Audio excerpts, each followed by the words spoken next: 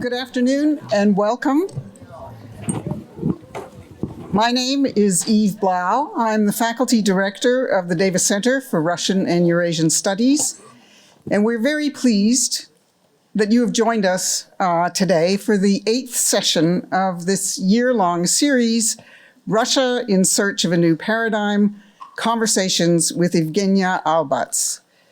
In this series, which meets on Tuesdays from 5 to 7 in this room, the veteran journalist and political scientist, Dr. Yevgenia Albats, talks with scholars, military experts, prominent journalists, and others about the most pressing questions facing Russia today. And today we have the privilege of hosting Vladimir Kara-Murza.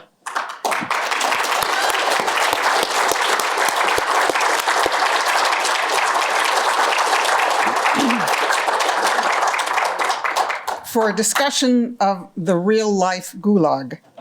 I invite you, our audience, to participate actively in today's discussion, which is being video recorded and will be posted on the Davis Center YouTube channel. But first, I would like to introduce our speakers. Yevgenia Albats is a Russian investigative journalist, a political scientist, an author, and a radio host. Since getting her PhD in political science from Harvard University, she's been splitting her career between academia and journalism. Dr. Albats taught political science at Moscow's Higher School of Economics, where she was the first professor to be fired for her political views. She has been editor-in-chief of the political weekly, The New Times, since 2007, and the host of Absolute Albats, which formerly ran on Echa Moskvy, the Russian NPR, but is now available on YouTube. Since being forced out of Russia in 2022, Albats has taught at NYU. She has served as a media and democracy fellow at the Harvard Kennedy School and is now a fellow at the Davis Center for Russian and Eurasian Studies here at Harvard. She is the author of 4 independently researched books, including The State Within a State, the KGB and its hold on Russia, past, present, and future. Vladimir Kara-Murza is a Russian politician, an author, historian, filmmaker, and former political prisoner. A close colleague of murdered opposition leader Boris Nemtsov, he has served as deputy leader of the People's Freedom Party and was a candidate for the Russian parliament. Vladimir Kara-Murza played a key role in the adoption of the Magnitsky sanctions against top Russian officials by the United States, United Kingdom, European Union, Canada, and Australia. For his work, he was twice poisoned and left in a coma. Mr. Kara-Murza is a contributing writer at the Washington Post, winning the 2024 Pulitzer Prize for his columns written from prison.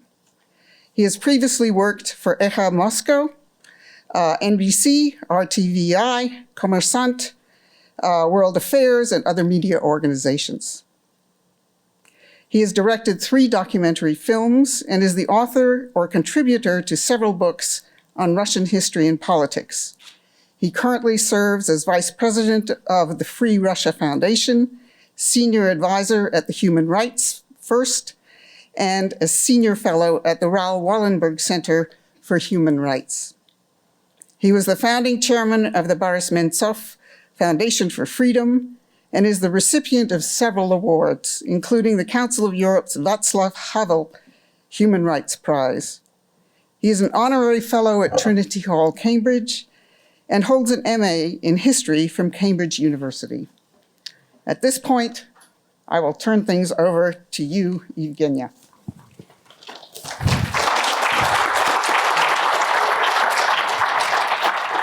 Professor Brown, thank you very much for your excellent presentation. And Volodya, before we will proceed with our topic, I see that, for Eve, it was a little bit difficult to pronounce your name, Kara-Murza. Mm-hmm. Kara-Murza is a black duke, right? Absolutely. From Turkish, right? Yes, for the ancient Turkic languages. Right. So the legend goes, at least the legend in Moscow goes, that Kara-Murza, his family name, comes all the way from prehistoric Rus, right? Tell me, I remember once, at some occasion, pretty, sad occasion when your father passed away. And Volodya's father was a good friend of mine, and, we were the same generation of journalists, and he worked for NTV. He was a brilliant TV journalist, and then he worked for Radio Liberty out of Moscow. And so, anyway, so tell me the story of your name, Kara-Murza. So I'm afraid I'm going to overturn that legend that goes around about all the prehistoric roots. There are many of them. There's another legend that it's a direct descendancy from Genghis Khan. Also that this is the same line as Nikolai Karamzin, the famous historian. But these are all apocryphes, right? The truth is different, but still, I believe, interesting. In fact, I often say that my family history illustrates very well that Russia, at least in the 20th century, was just as much a melting pot as America was and is and continues to be. Because when I look at 4 of my great-grandfathers, including the one who I have, whose name I bear, and I'm going to come to him last, 4 of my great-grandfathers, all born, of course, in the late Russian Empire, they were all of different ethnicities, of different religions, and of completely different life vocation. So one great-grandfather was Jewish, he was an engineer. Another great-grandfather was Latvian, he was a revolutionary, a social democrat, also a political prisoner himself. Another one was, so he was Latvian and he was Lutheran by faith. Another one was Russian, he was Russian Orthodox, and he was a military officer in the Russian Imperial Army. And in fact, a Cavalier of the Order of St. George during the First World War, the highest military award in the Russian Imperial Army. And finally, the great-grandfather, whose name I bear, Sergei Kara-Murza, was, as my wife would say, he was a Renaissance man. He was at the same time a lawyer, a writer, a theater critic. He hosted perhaps the most prominent literary saloon in early 20th century Moscow every Tuesday. It would be attended by people like Alexei Tolstoy, like Vera Inver, Maximilian Voloshin, Ilya Orenburg, and many, many others. And so he was Armenian. He was of the Armenian Apostolic Church in terms of his faith. But he was from the Crimean Armenians. And of course, up until the time of Catherine the Great, Crimea was a vassal state of the Ottoman Empire. And as with many Armenian surnames from people who lived under Ottoman rule, for example, Shakhnazarov or Babayan, they all have Turkic roots in the name. So the names were Turkicized, obviously not the people themselves, and they continue to remain Christian, but they Turkicized the last name. And so it was the same with him. Kara-Murza, indeed meaning Black Duke or Black Prince in Turkic language, but he was 100% Armenian. And in fact, still to this day, in Crimea, there is a mountain called Kara-Murza. So the name does come from there. So you can claim some property. Yeah, well, once things change, perhaps. So I'm sorry to sort of refute the beautiful legends and myths and apocryphes, but I think it's still pretty interesting to have a. But Black Prince, history. There is something in that. Yeah, absolutely.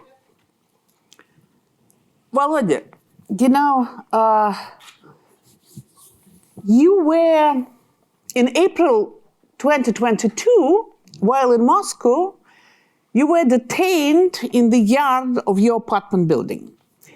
And initially you were accused by investigation, quote, changing the trajectory of the movement. Right. Can you tell me what kind of crime? Did you use your car did you do something wrong?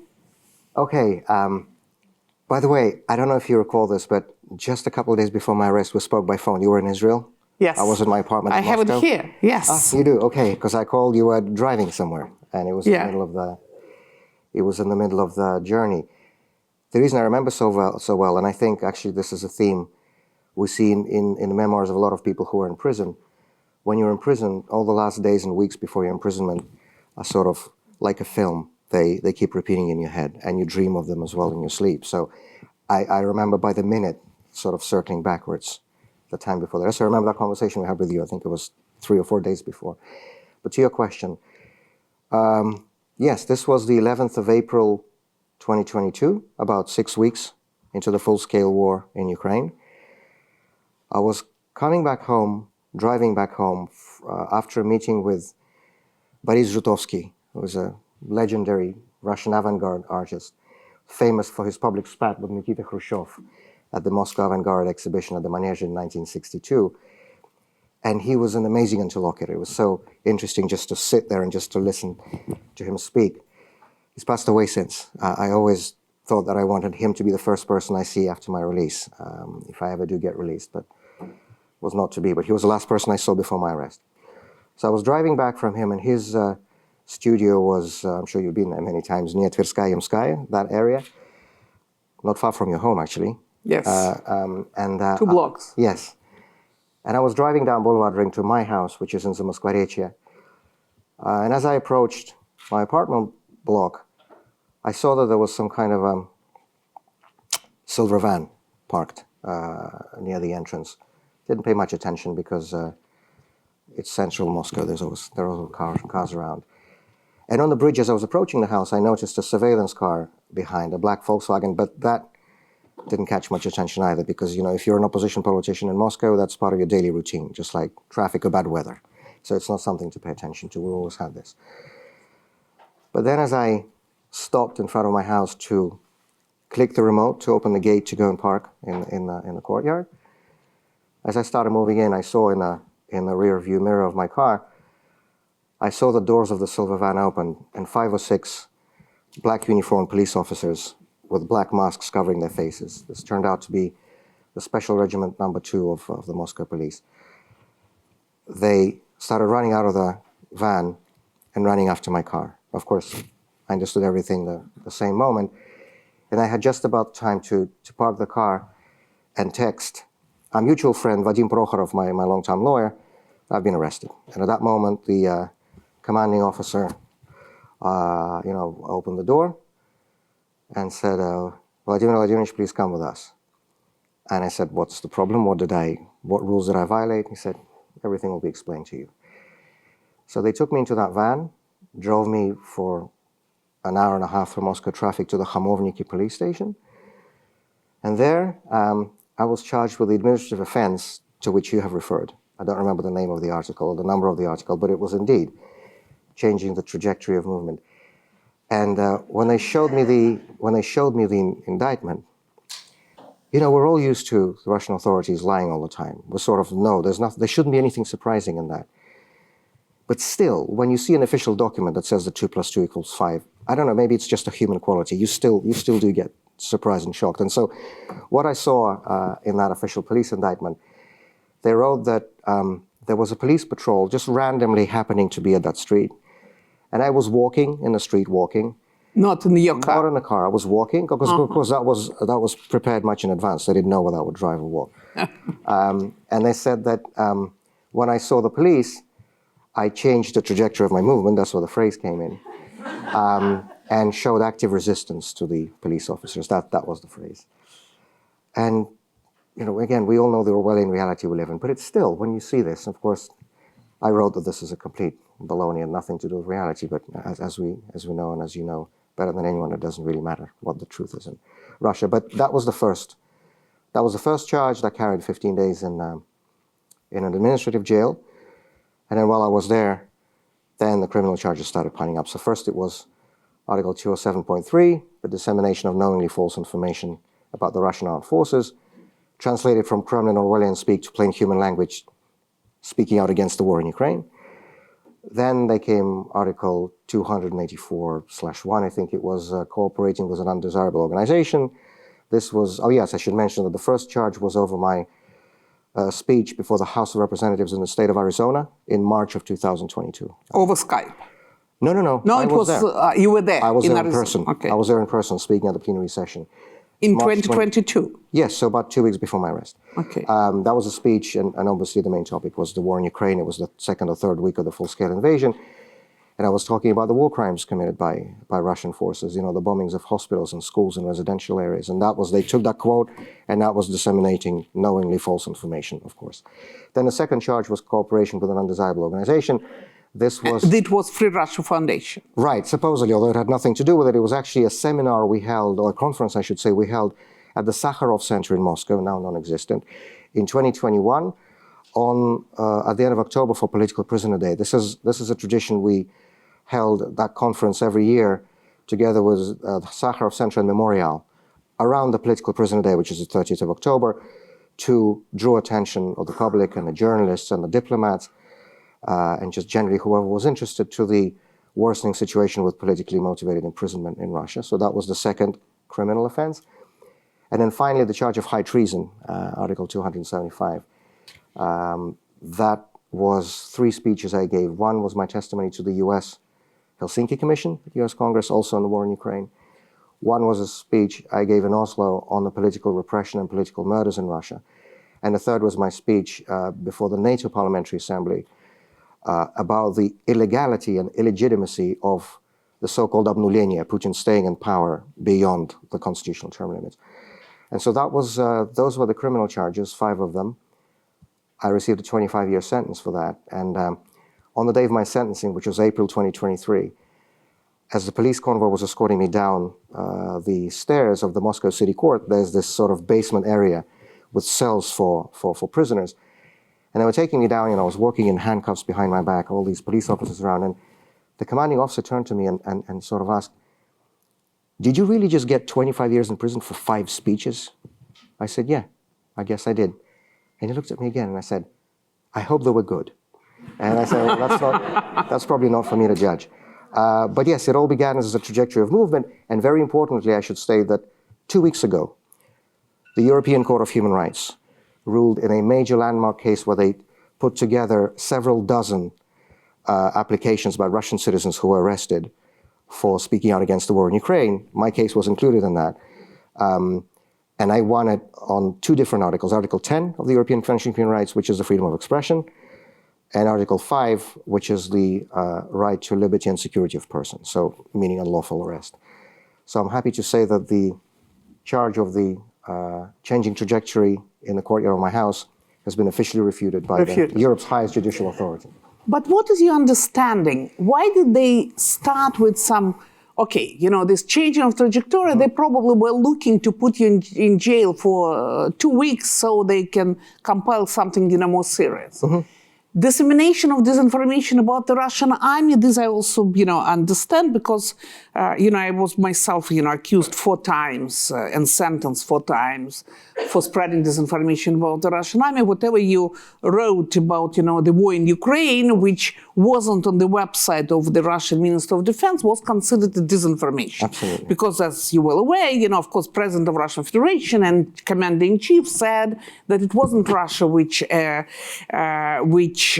invaded Ukraine, but it was a Russian response to the upcoming Ukrainian invasion of Russia. It's really difficult to follow logically when No, but that's exactly, it's written, I have it. Yeah. On my sentence, yes, it's very nice. So that's, now Donald Trump says about the same. Of course. Yes, of course. So they probably have the same source. Why did they evolve to charging you with the state treason? What happened? Why? From spreading disinformation about the Russian army, it went, and then, working. I understand, I was in Moscow back then, so I remember it was the time when FSB learned how to hack iPhones. Before they were able, at least the legend goes, when that FSB was able to hack the Androids, but they were unable to hack iPhones. That was also a legend, like the history of legend. The name. Yeah, that's it was a pure.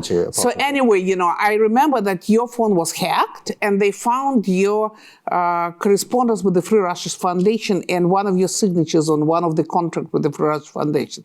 correct? So anyway, and the same happened then later on with Ilya Yashin also, They managed to hack his phone and got all the information that, that shouldn't be there.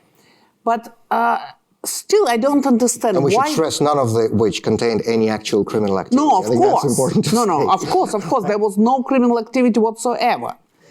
But how did they evolve into charging you with a state treason? Why? So in the first part of your question on the, what's the reason for this idiotic administrative charge? I was the first person they tried this model on, but then it was sort of put on a conveyor belt.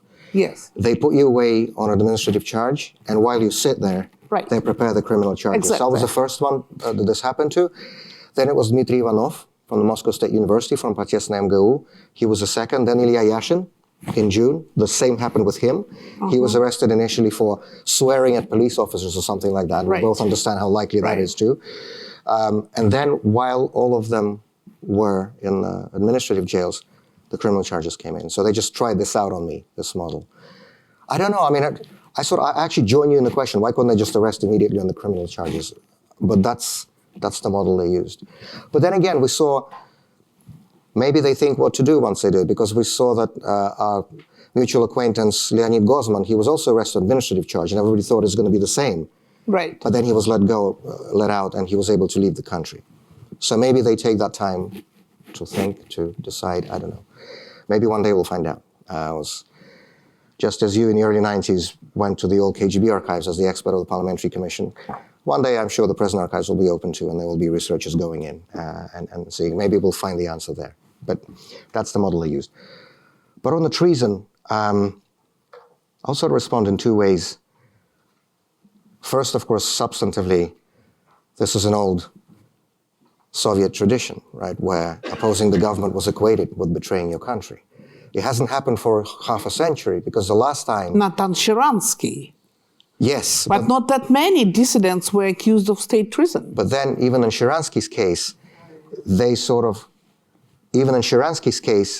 tried to, if you remember, they accused him that he provided information about the refuseniks to a correspondent of the, I believe it was the Los Angeles Times. Right. And the correspondent, not Sharansky, but the correspondent wrote an article based on that information, essentially uncovering which of the Soviet postboxes, so-called, these closed scientific institutions, had a top secret clearance because people from there were being denied exit visas to Israel.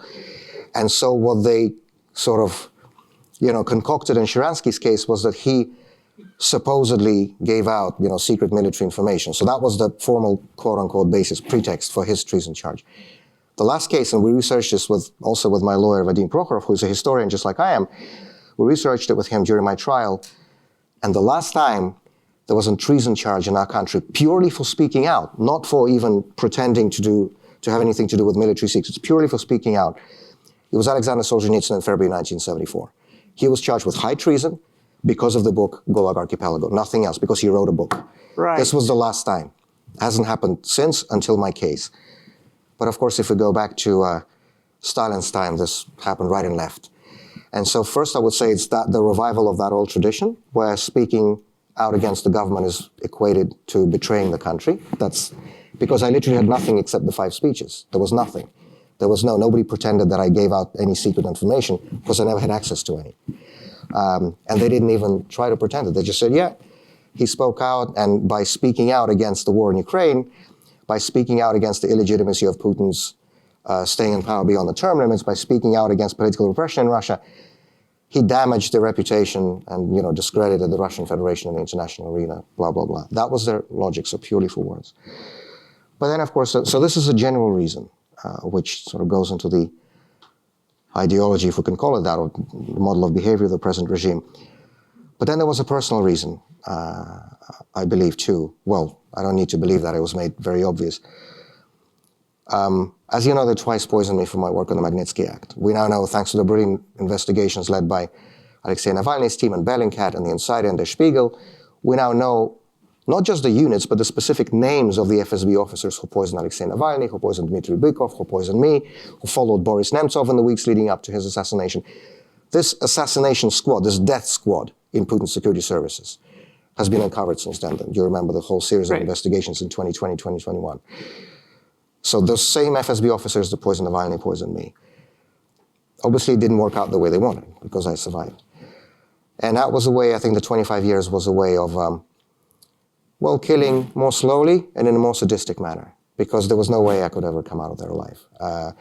And if it hadn't been for the miracle of last 1st of August, I was convinced I was going to die in that Siberian prison. I still feel like I'm watching some kind of a film, even though it's been 7 months. I have to pinch myself sometime to realize it's actually real, because I was not supposed to get out of there. And I mentioned the fact that they did this deliberately. So the reasons for my poisonings were, of course, the work on the Magnitsky Act, and the judge who issued me my 25-year sentence was the very same judge, Sergei Podoprigorov, who jailed Sergei Magnitsky in 2008. The very same judge, Sergei Podoprigorov, whom we got sanctioned under the Magnitsky Act among the first 13 names in 2013. The same judge, Sergei Podoprigorov, who wrote a letter using a very expensive UK-Australian law firm appealing to the United States Treasury to be removed from the Magnitsky sanctions. He was really unhappy about it because, as we know, very often Putin regime officials sort of try to say, oh, it's a badge of honor for us, it's so great to be under sanctions. He didn't do that. He wrote saying, it's a really big problem for him, can you please remove me? They refused. And then they appointed him to try me. It was very deliberate. And so that's why also the charge... But it was a clear-cut conflict of interest. Absolutely. Why didn't your lawyers refute him? Of course we did. Was that a serious question? Are you asking why they didn't? Yeah. Of course we did. And when we do go, unfortunately... Some people here don't know the Russian reality. Right. Of course we did, and that's going to be one of the grounds that we're going to take this case to the United Nations Human Rights Committee. We can no longer use the European Court of Human Rights because, of course, Russia was thrown out of the Council of Europe when Putin invaded Ukraine. But the UN Human Rights Committee we can still use. It's a much weaker instrument, but it's the best we have now in terms of the international legal body. Yes, it was a direct conflict of interest, and it was done very deliberately. So apart from those 5 official charges, the announced charges, the 5 speeches, there was also the unannounced charge, of course, and that's the Magnitsky Act. And so they made very clear why I was really being put behind bars. And we all know that these sentences, including the specific terms that you're being sentenced to in prison, of course, they're decided in a different place, right? They're not decided by the judges.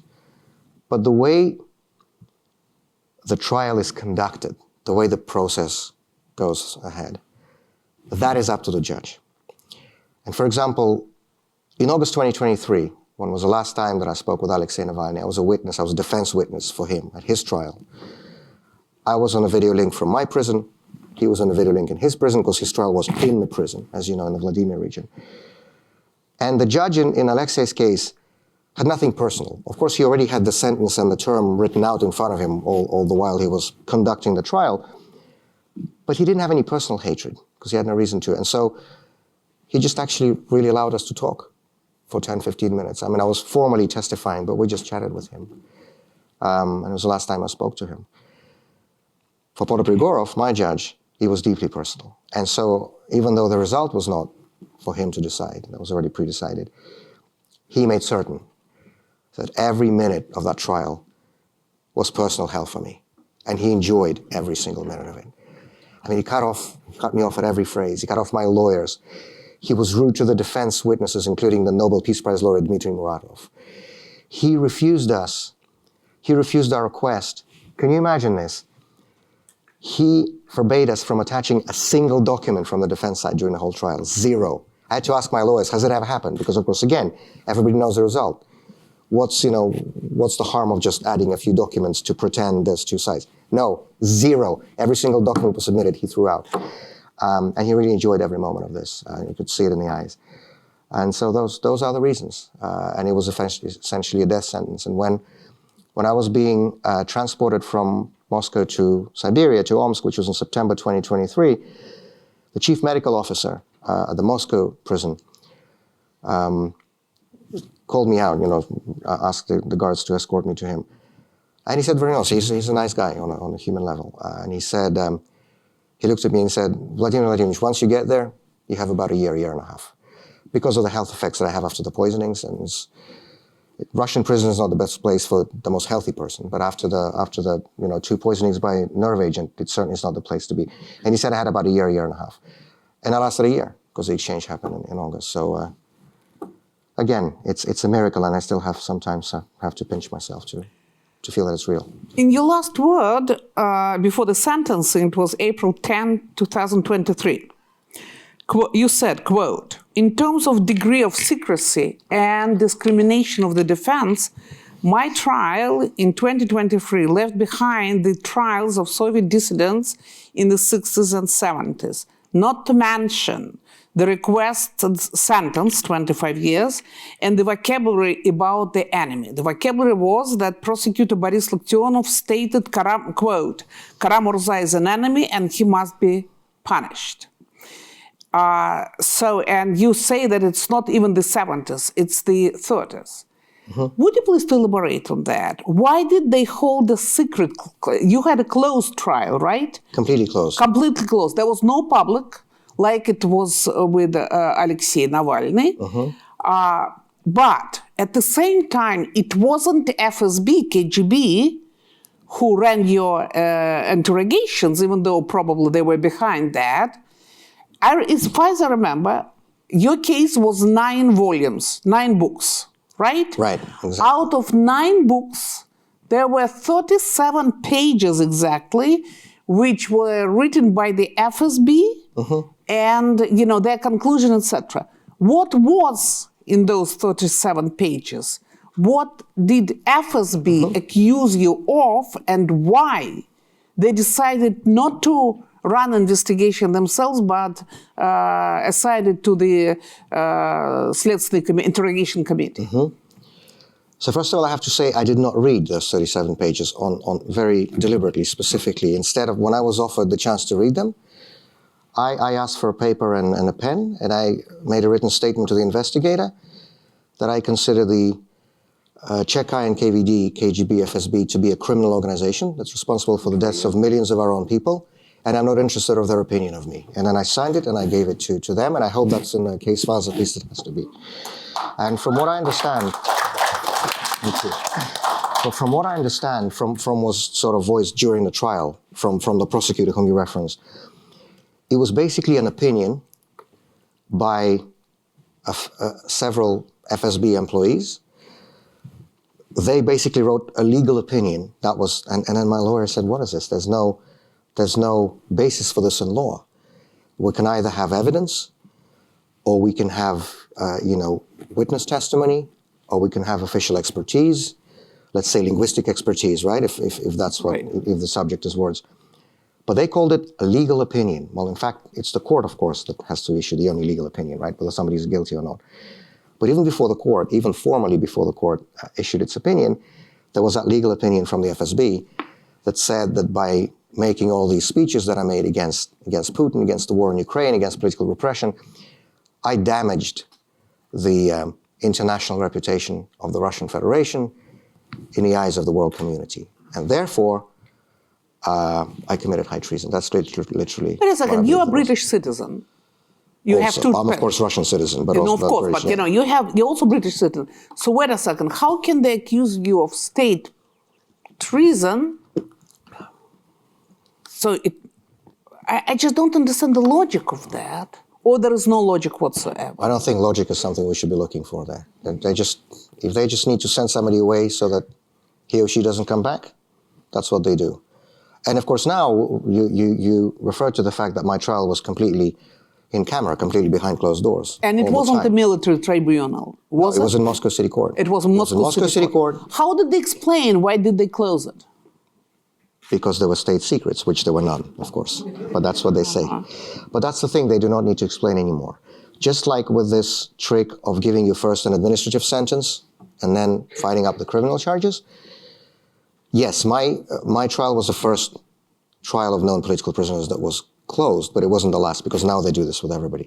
As you know, Yevgenia Berkovich and Svetlana Petrichuk's trial was also behind closed doors, because they said, oh, there's a security threat. They don't need to bother explaining anything anymore. To whom? We have no parliament, we have no free press, we have no functioning civil society because it's a totalitarian dictatorship. They don't care. They can say whatever they want. But remember, during the dissident trials of 60s and 70s, even though, KGB did everything to preclude people from being in the during, the trial, Yes. still they were not closed. Right. So what They were not closed. But that's why I wrote, and which you quoted a few minutes ago, when I was first arrested, I expected my experience to be similar to what the dissidents had in the 60s, 70s, and 80s. That was one of my major areas of study when I read history at university, and then I made a documentary film about dissidents, and I had the honor of knowing many of these people personally, like Vladimir Bukovsky and Yuri Orlov, and Natan Sharansky, with whom we corresponded from when I was in prison. And I was really happy to see him recently in person and shake his hand. In the dissident times, yes, of course, de facto, the trials were sort of closed because they filled up the seats in the court with KGB people, with Komsomol activists, with druzhinniki, I don't even know how to say that in English, but basically with their own people. And then when the families and friends of the accused came in, they said, sorry, the room is full. We cannot let you in. But in Soviet times, close family members could still come in. And so, for example, at the Sharansky trial, his brother, Leonid Sharansky, was sitting there and he was taking notes. At the Bukovsky trial, his mother and his sister were in the audience, and then plus 100 KGB members, but at least there was his mother and there was his sister who took notes, or if they weren't allowed to take notes, they remembered what they could, and then they would transmit it to other people. My trial was completely closed. It was an empty room, 3 judges, very symbolic as well, a troika, right? Troika. 3 judges. Right. The wonderful prosecutor whom you referenced. Yes. Boris Laktionov. Absolutely. Yes. And name, great name. And even, you should have seen what he looks like. I mean, he could play, in a theater performance or in a film about the Stalin trials, the Moscow trials of the 1930s. He wouldn't need makeup. You can just put him in and start filming him. That's how he looked. And in his final statement to the court, in his sort of indictment statement, and again, going back to the 1930s, he finished his final statement with these words. He looked at the troika of judges. He pointed at me sitting in a cage. And then he said, here you see an enemy who must be punished. And he sat down. And my lawyer, Marie Aesmont, and I, we just looked at each other like this. Because, well, you wouldn't hear words like this even in the 70s. Enemy. The dissidents there were hooligans, there were anti-public elements or anti-social elements, whatever. But enemies, yes, that goes back to Stalin's time, not Brezhnev or Khrushchev. And this is how they do these things now. And now most of the trials of political prisoners are closed. So that was sort of a test that they tried to do. And this will all be the grounds under which one day, I have no doubt, this sentence will be overturned. And, we go through these circles in our country, always, these phases, repression, rehabilitation, repression, rehabilitation, repression, rehabilitation, always. When I got this indictment, I think this was the first criminal article, the dissemination of knowingly false information, right, 207.3. There was a phrase in that indictment that in my speech before the Arizona legislature, I used expressions and words that were hostile to the leadership of the Russian Federation, including the president of the Russian Federation, Vladimir Vladimirovich Putin. That was an indictment. And literally 2 or 3 months before my arrest, I went to the reading room of the State Archive of the Russian Federation, GARF, on Piragovka, to read through the NKVD file of my grandfather, Alexei Kara-Murza, who was also a journalist, who was also a historian. He was arrested in 1937 and sentenced under the infamous Article 58/10, anti-Soviet agitation and propaganda, served time in the Gulag in the Far East, in the Khabarovsk region. And in his indictment, this is from the NKVD in 1937, it said that he expressed hostility towards the leadership of the party and the government. So it is literally even the same expressions that they use today in the indictments, identical to the expressions used by the NKVD in the 1930s. You cannot make this up. I would not have believed this myself if somebody said this to me before my own arrest. But I saw it with my own eyes, and I heard it with my own ears. Couple of personal questions. Tell me, what it's like. I always, in the Soviet times, I was friends with people who together, the great couple, Rika Razgon and Lev Razgon, you know, they spent together 34 years in Stalin's Gulag. And, you know, I asked Rika many, many times, you know, how to behave in jail, how to overcome, you know, disgust, you know, he told me the story how she had to drink water from the same bottle as a woman who had syphilis and open syphilis, you know, drank, you know, just a minute before. I asked her, you know, how to take care of yourself, you know. Being a woman, you know, you have all kind of problems, you know, every month, all these kind of questions. I always believed that it was very important to get prepared for the jail. So, and he gave me a lot of very important advices, you know, how to take care of yourself, what is important, how to speak to, you know, those charged with criminal offenses, etc., etc. And whenever I thought about, you know, that, you know, the possibility of getting arrested, I thought, you know, how you deal with that? Kira Yarmash, who was a presser to Alexei Navalny, she wrote a book after she was jailed for a year. She wrote that it was, you know, for somebody who got accustomed to take a shower each morning or each evening and, you know, to take care of yourself, it's impossible, you know. And I was sort of, God, you know, how I'm going to do this. So tell me, how did you deal with that?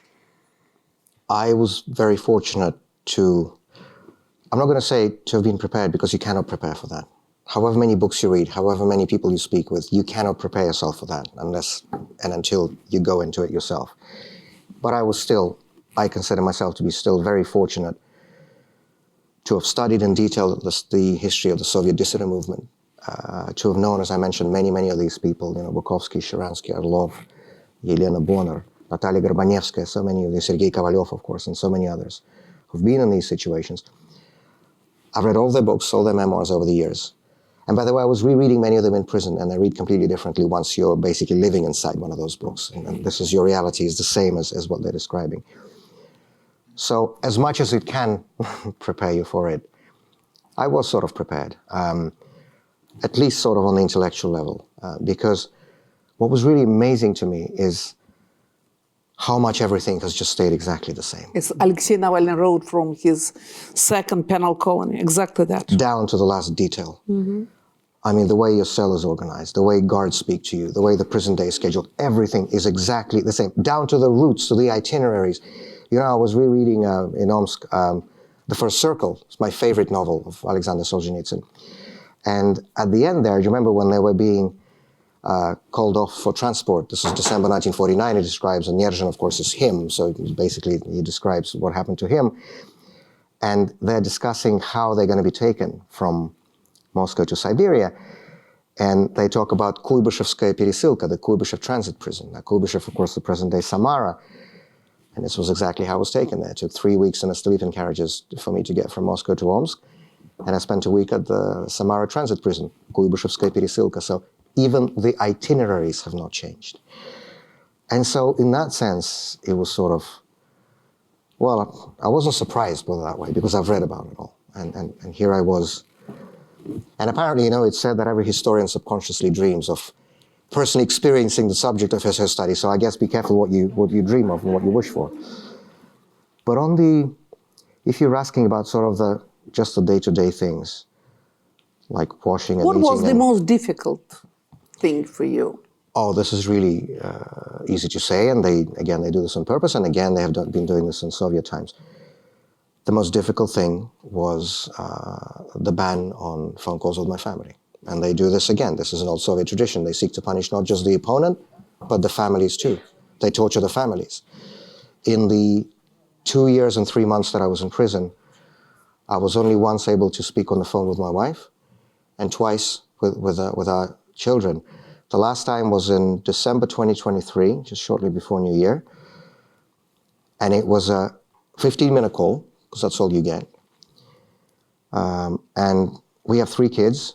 So my wife literally had to stand on the other side with a stopwatch and see that each child does not get more than 5 minutes on the phone with their father after not having spoken, for 2 years. And she physically had to take away the phone from one child and give the phone to another. This is important. This is torture for the families, the way it's been done since communist times. And I didn't care about, to be honest, about the shower or the food. That doesn't matter, to be honest, like on the scale of things in life. Mm-hmm. But when you're not allowed to hear your child's voice for months and months and years, this is torture, and they do this deliberately. And then, of course, what was also really difficult was solitary confinement. I never understood. I, of course, had long known about this rule in international law. This is in the so-called Nelson Mandela rules, the United Nations minimal standard rules on the treatment of prisoners. There is a clause that states, and that's a document adopted by the UN General Assembly. It applies to all UN member states, of course, including Russia. And the document states that solitary confinement for more than 15 days is officially considered to be a form of torture. And I'd done a lot of advocacy before my own prison time on behalf of political prisoners. So I knew of this rule. I would often quote this rule, but I never understood this rule. Because as a layman, before I had the experience myself, I sort of thought, okay, what's torturous about it? Surely it's better than sitting, in a room full of criminals. You sit alone, you read, you write, you do whatever you want. So I thought. Well, first they don't let you write. They only give you pen and paper for 1.5 hours a day, then they take it away again. And for the whole day, you just walk around in this tiny, small circle in your cell. 4 walls, a small window with metal bars under the ceiling. It's about 2 by 3 meters, so about 7 by 10 feet. There is nothing to do. There is no one to speak to. There is nowhere to go. And actually, after about 2 weeks, so that figure in the UN rules is not random, your mind starts playing tricks on you. You start forgetting even the simplest words. You start forgetting names. And this is still with me. I'm still really bad with names now. And I never haven't before. You start shouting at walls, arguing with walls. You stop realizing the difference between what's real and what's imagined. I think it was Aristotle who said that we human beings are social creatures, social animals. We need interaction with each other, just as much as we need water to drink or oxygen to breathe. And when a human being is completely isolated and forbidden any human contact, when you go days and weeks without as much as saying hello to anybody, it really gets to your head, and it's really easy to lose your mind. And I mean this in literal sense, not as a metaphor. It's really easy to go crazy, and many people have. And it takes special effort to maintain sanity. But again, and this is where I really was fortunate to have read all these books and to have spoken with all these people, because they, of course, were in the same situation back in the 70s. People like Bukovsky, people like Sharansky, people like Orlov, all those political prisoners whom the Soviet regime considered to be particularly dangerous were always kept in isolation and always in solitary confinement. Just the same, it's happening now. Alexei Navalny was always in solitary confinement. I was always in solitary confinement. They don't allow us any contact with people. And so, in order not to lose your sanity, you have to fill your head with something. Something practical, something constructive. You have to fill up your head with something you can direct your thought process into, so you don't get these recurring crazy thoughts in your head all the time. And also, one of the most horrible things in prison is just literally watching the time of your life just meaninglessly go past you. You sit in that small cell day after day, week after week, month after month, and you do nothing. You just sit there. And this is a horrendous feeling, and there's nothing you can do with this feeling. And so the advice that many of the Soviet dissidents had is learn a new language. This is what Bukovsky did. He learned English when he was sitting in Vladimirsky Central, in the Vladimir Central Prison. That was his English school. Sharansky worked on his Hebrew. Soviet political prisoners who were Roman Catholics were learning Latin, and so on. And so I made the prison administration order me a Spanish textbook from a local bookshop in Omsk. There's a rule that I found in a prison rule book, and they were trying to make me follow all the rules. Like, I do my button, that's a violation. They took me to the disciplinary commission, violation, punishment cell. I take my hat off in the courtyard when I walk around. It's a violation, disciplinary commission, punishment cell, and so on.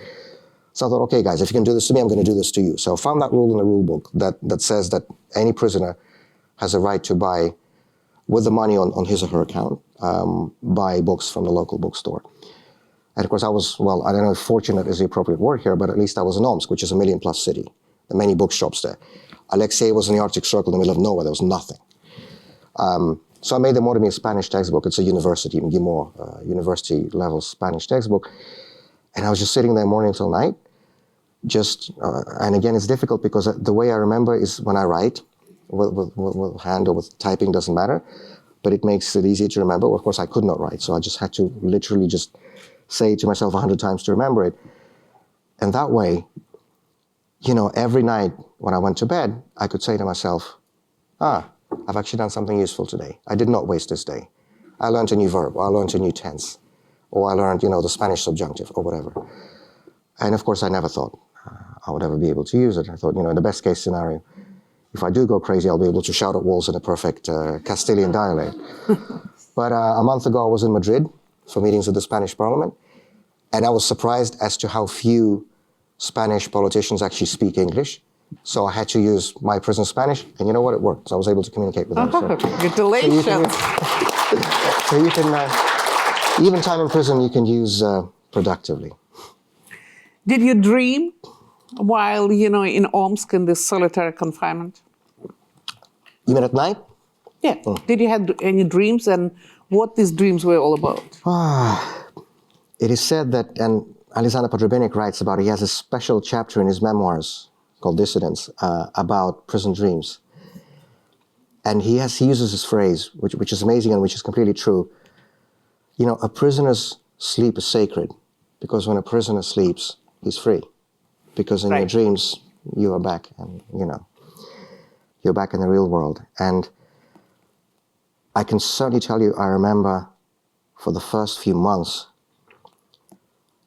I always dreamt of Paris. And the reason was it was the last place abroad where I was before I was arrested. So in early April 2022, I testified at a hearing at the Parliamentary Assembly of the Council of Europe in Paris. Of all things, it was a hearing on Russian political prisoners, believe it or not. And I testified there. And my wife, Yevgenia, was with me that time. And so, spent that day working, but then there was a weekend as well. And so we just spent that weekend just walking together around the city and speaking and speaking and speaking. She would later say in one of the interviews, like she had this sort of feeling that we wouldn't be able to speak for a long time after this. So we're just speaking all the time with each other. And walking up the Montmartre and taking that boat tour on the Seine and all that. And then I went back home. This was early April. And then I was arrested about a week after I came back, that changing the trajectory that we started this conversation with. And so for the first few months, every night in my dreams, I saw Paris. And it was very painful, I have to say, because then you wake up and you see what's around you. But then I wouldn't be able to pinpoint some specific things. We often don't remember our dreams. And I think it was the same for me. I do remember seeing my father in a sleep. I remember that we spoke.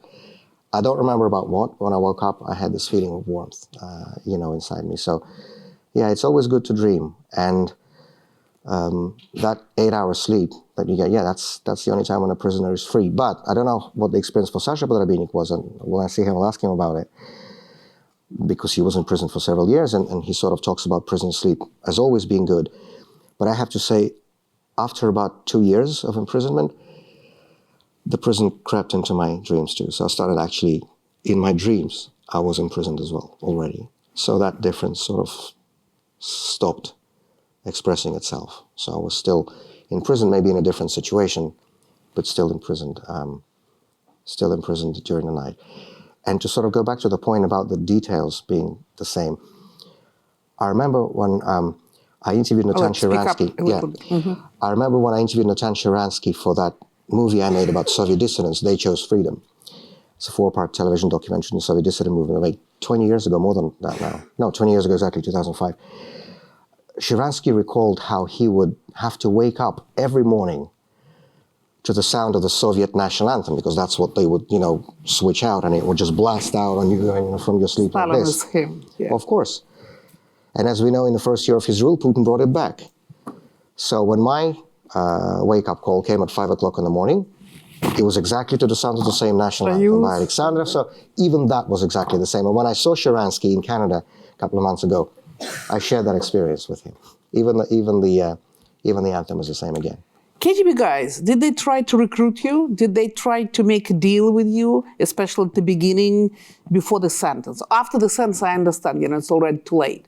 But before the sentence, did they try to talk to you? Did they try to tell you, Vladimir, you're a young guy, you have 3 children, you have a young wife, in 25 years, your young wife is not going to be that much young, and probably, you know that only 2% of Russian women stay with their husbands when they get their prison sentence, so you probably will be alone. I can imagine, all kind of talks that they could have with you. So tell me, did it happen?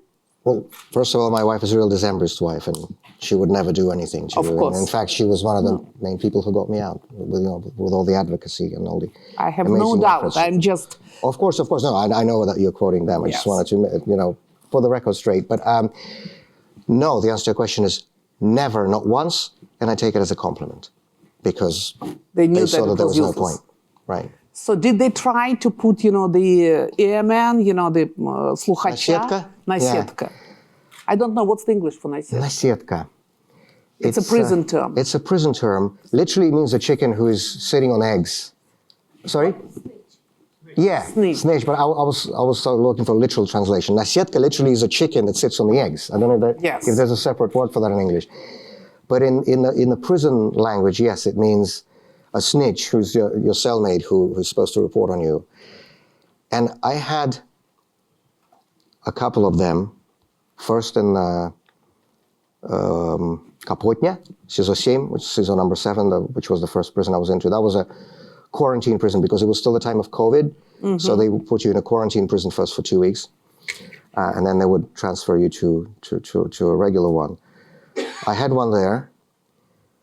And then I had another one in prison number 5 in Vodnik, which was my own prison in Moscow before I was transferred to Siberia. But he actually, so the first one, I sort of worked it out myself. The second one actually honestly just told me that he was being made by the authorities to snitch on me, and they took him away from the cell the next day because, of course, everything is bugged and they listen to all the conversations. As soon as he said that, he was gone. So he was an honest guy, but not a very successful snitch. And but then, of course, after that in Omsk, I was always in solitary. So there was no one, but I was always under 24/7 surveillance. There were 2 video cameras at each end of the cell. Each prison guard who approached me had a working video camera here, and of course they had the sound being recorded too. So they did hear me shouting at walls, but yeah, I couldn't speak to anyone.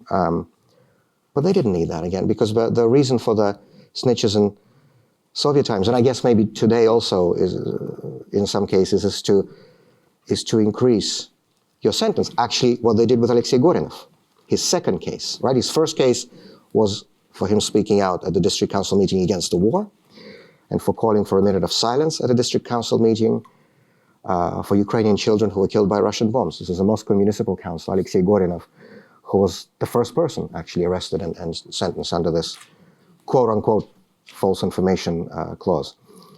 So he originally got his 7 years for that, but now he got an additional sentence of 5 years and in strict regime prison because he had a couple of those snitches in his cell who provoked him to say something. Then they recorded it, wrote reports, and that's how he got a second sentence. But I got 25 anyway. What's the point of, where can you increase that? So no, I didn't. Well, twice I did, but it wasn't really consequential.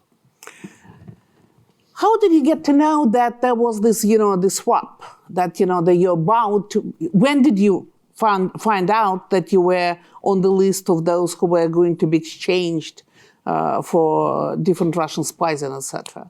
On my way to the airport. You didn't know anything? I knew absolutely nothing. Did you have to sign any paper? So, okay, let's start this from the beginning. It all began for me on the 24th of July. It was a Tuesday. 2020? Last year. So the exchange was 1st of August. 24. Yeah. Mm-hmm. 24th of July. I was sitting in my cell in Omsk, as always, alone, when suddenly the security officer, Oper, came in with the prison guards and escorted me to some sort of a prison office. There was a, small room. There was a desk, a chair, a big portrait of Vladimir Putin on the wall, and on the desk there was a blank sheet of paper with a pen, and there was some sort of a pre-printed template. And so the security officer said, please sit down and write in your own hand what's printed here. So I sit down and I look at the template, and it's a request for pardon addressed to Vladimir Putin, in which I was supposed to admit my guilt, express remorse for all my crimes, and ask Mr. Putin to please pardon me. So first I thought this was a joke. So I just started laughing when I saw the sheet, and I looked at the guy's face, but his facial expression clearly made it clear that he was in no mood for joking, as Russian prison security officers rarely are. And I said, what is this? Is this a prank? He said, no, please write and sign this. I said, I'm never writing this. He said, why not? I said, well, first, because I do not consider Putin to be a legitimate president. He's a usurper. I'm not going to ask him of anything. And secondly, because I'm not the one guilty of anything. The criminals are those guys in the Kremlin who started this war, not those of us who are speaking out against it. I'm not writing this. He was evidently displeased with what I said to him. And he said, okay, would you write what you just said on the sheet of paper? I said, very happy to. So I just wrote that. And then I added a sentence saying that I very much hope to live to see the day when Vladimir Putin is put on trial for all the crimes he has committed. And I signed it, dated it, and I gave it to the security officer. They took me back into the cell. That came absolutely out of nowhere. I had no idea what this was and where this came from. Then, fast forward to Sunday, the 28th of July. I even remember these dates because it was like a slow motion movie, Sunday, 28th of July. I was sleeping. It was the middle of the night. It was dark. So it was the night from Saturday to Sunday. And suddenly the lights came on. The doors, two metal doors came, loudly screeching open. And the same security officer came in with the prison guards. And they told me, convict Kara-Murza, you have 10 minutes to get up and get ready. I said, what time is it? Because the prisoners are not allowed. The watch or a clock is supposed to be disoriented. You have no idea what time it is. But I saw that it was dark outside. He said, it's 3 o'clock in the morning. And he repeated, you have 10 minutes to get up and get ready. And at that moment, I was certain they're going to lead me to a nearby forest and shoot me. And I thought it's probably because of that paper I wrote. I thought they probably didn't like it in Moscow too much. And, Wow. at these moments, you don't think. You're just on adrenaline. So I took all my stuff. They led me to the storage because you're not allowed any stuff in the cell. All your stuff when you're in punishment cell, you just sit on your own. All you're allowed are slippers, soap, 2 towels, and a plastic mug for the water. That's all. And 2 books. You're allowed 2 books. And For 1 week or for? No, so when you're in a regular isolation cell, pakate, you're allowed 2 books. Sure. When you're in shizo, so the punishment cell, you're allowed 1 book. And I was constantly between isolation and punishment, so it was either 2 books or 1 book. I could switch them around. So I had my Spanish textbook, I had the Bible, especially when it was Lent time, I had literature books I was reading. I could switch them around, but not more than, respectively, 1 or 2 at any case. So anyway, they led me to the storage room. I took all my stuff in the bags. But then instead of the nearby forest, they drove me to the airport, Omsk airport, like normal, regular passenger airport. And I have to say, after spending a year in solitary, suddenly I was in the middle of a busy, bustling airport with people and families and kids walking around and shops and cafes. Well, it was actually... Were you wearing shackles? Of course, and a police escort. I almost went crazy there, but Omsk is a city of prisons, so nobody cared. Like, nobody even noticed me there, because there are many prisons in Omsk. There always have been, as you know. Everyday life. It's right. everyday life, right? Mm-hmm. And then they escorted me with this police escort on a passenger plane. Again, a regular commercial flight. And I tried to ask what was going on. Nobody said anything. And as I mentioned, it took me 2 weeks to get from Moscow to Omsk in 2023. The return trip last year was much quicker. It's 3 hours. It's only a 3-hour flight. And then in Moscow, they took me to Lefortovo, except they didn't tell me it was Lefortovo. I'm a Muscovite. I know what Lefortovo looks like. You can't confuse these yellow walls with anything. But when they took me in to some sort of a strange room, an FSB captain walked in, because of course those guys are FSB, right? But they're in uniform, which I was surprised about, because you know this, having been a KGB scholar for many, many years, but I didn't know this, that inside Lefortovo they actually wear uniforms. Mm-hmm. And he started looking at the contents of my bags, and I asked him, where am I? Although I knew where I am, but I just wanted them to confirm it. He said, you don't need to know that. And I asked, do you have the electronic correspondence system, pismo, which is the electronic correspondence system that you can use to write to political prisoners. And he said no, and I said check, because Lefortovo is the only prison in Moscow that doesn't. Everything else does. Okay, so he basically confirmed it to me. And so I said, okay, then how am I going to inform my wife and my lawyers that I've been transferred to Moscow? I know the law. I have a right to inform my family and my lawyers that I've been transferred to another region, to another prison.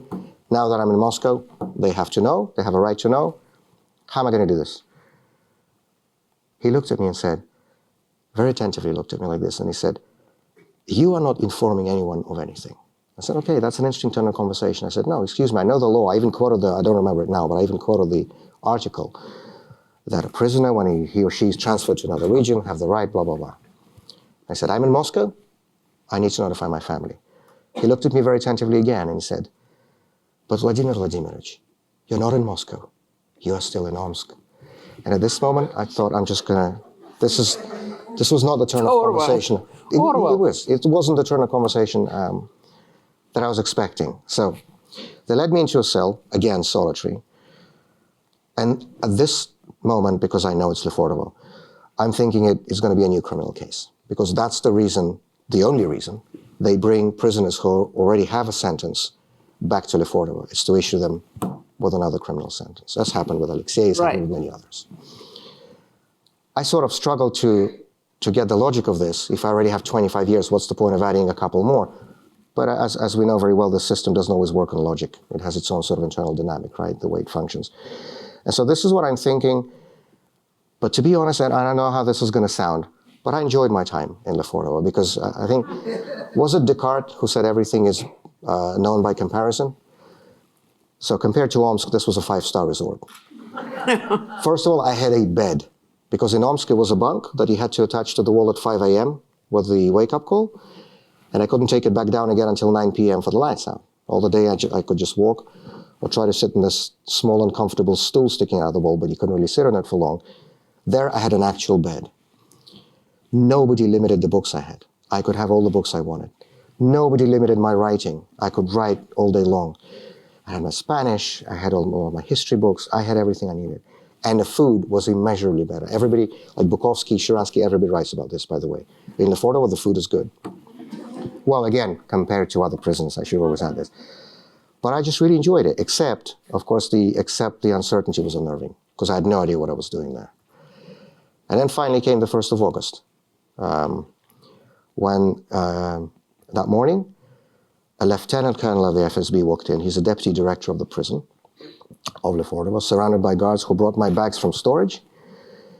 And he told me to take off my prison uniform and put on the civilian clothes that I had in the bags.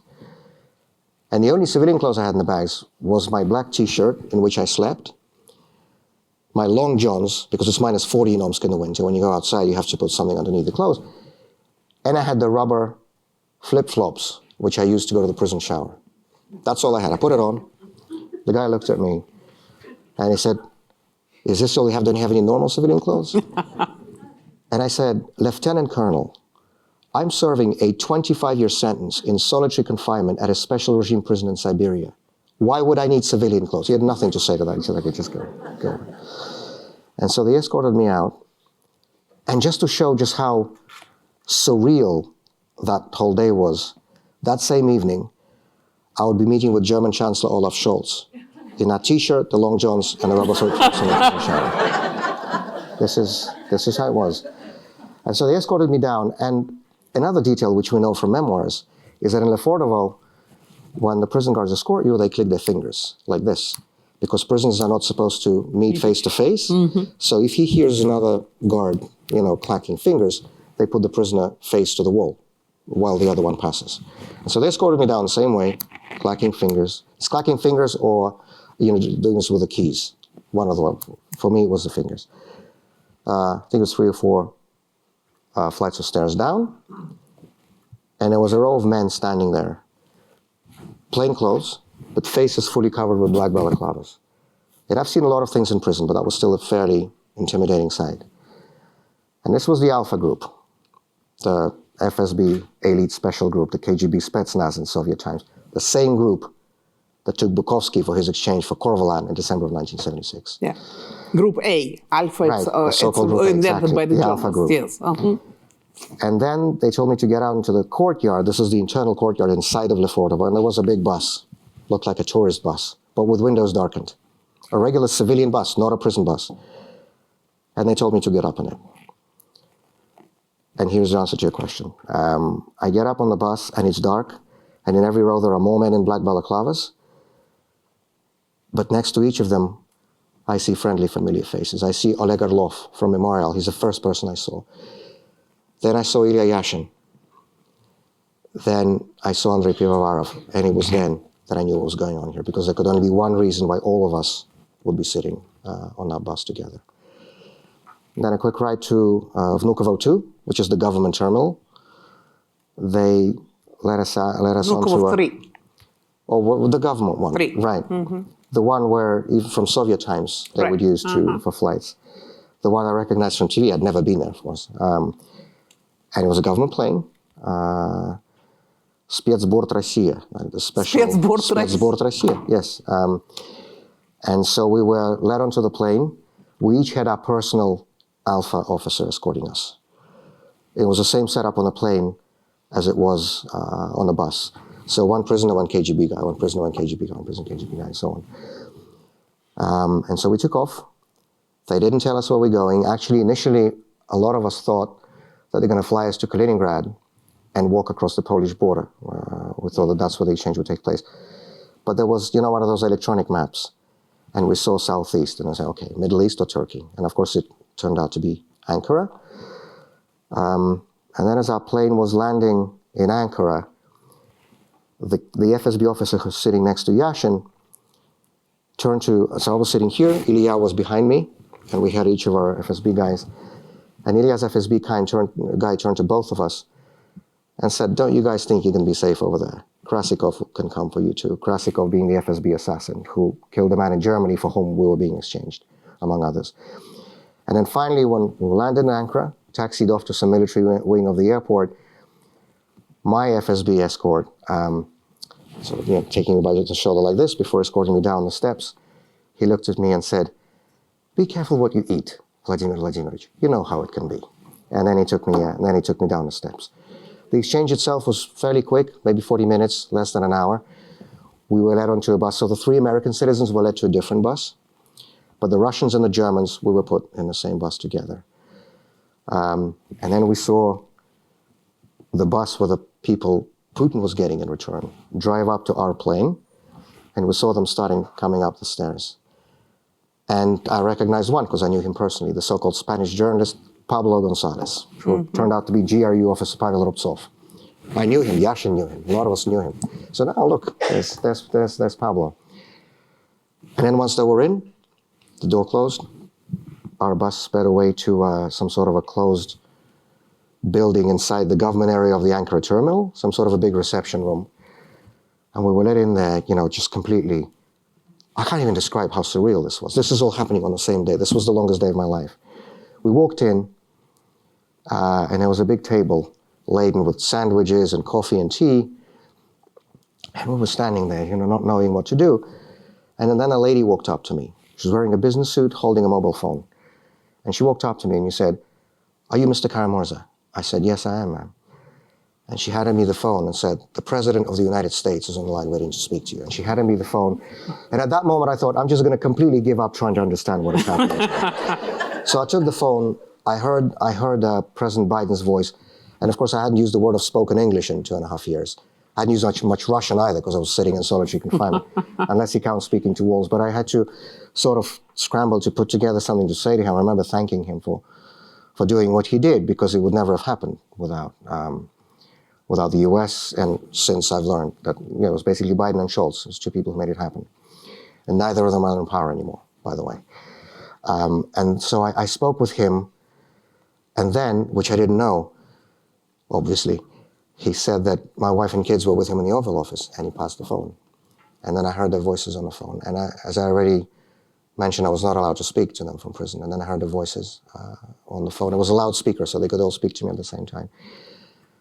And I don't think I'm going to be able to find words in any language that I know to express what that felt like. Wow. You mentioned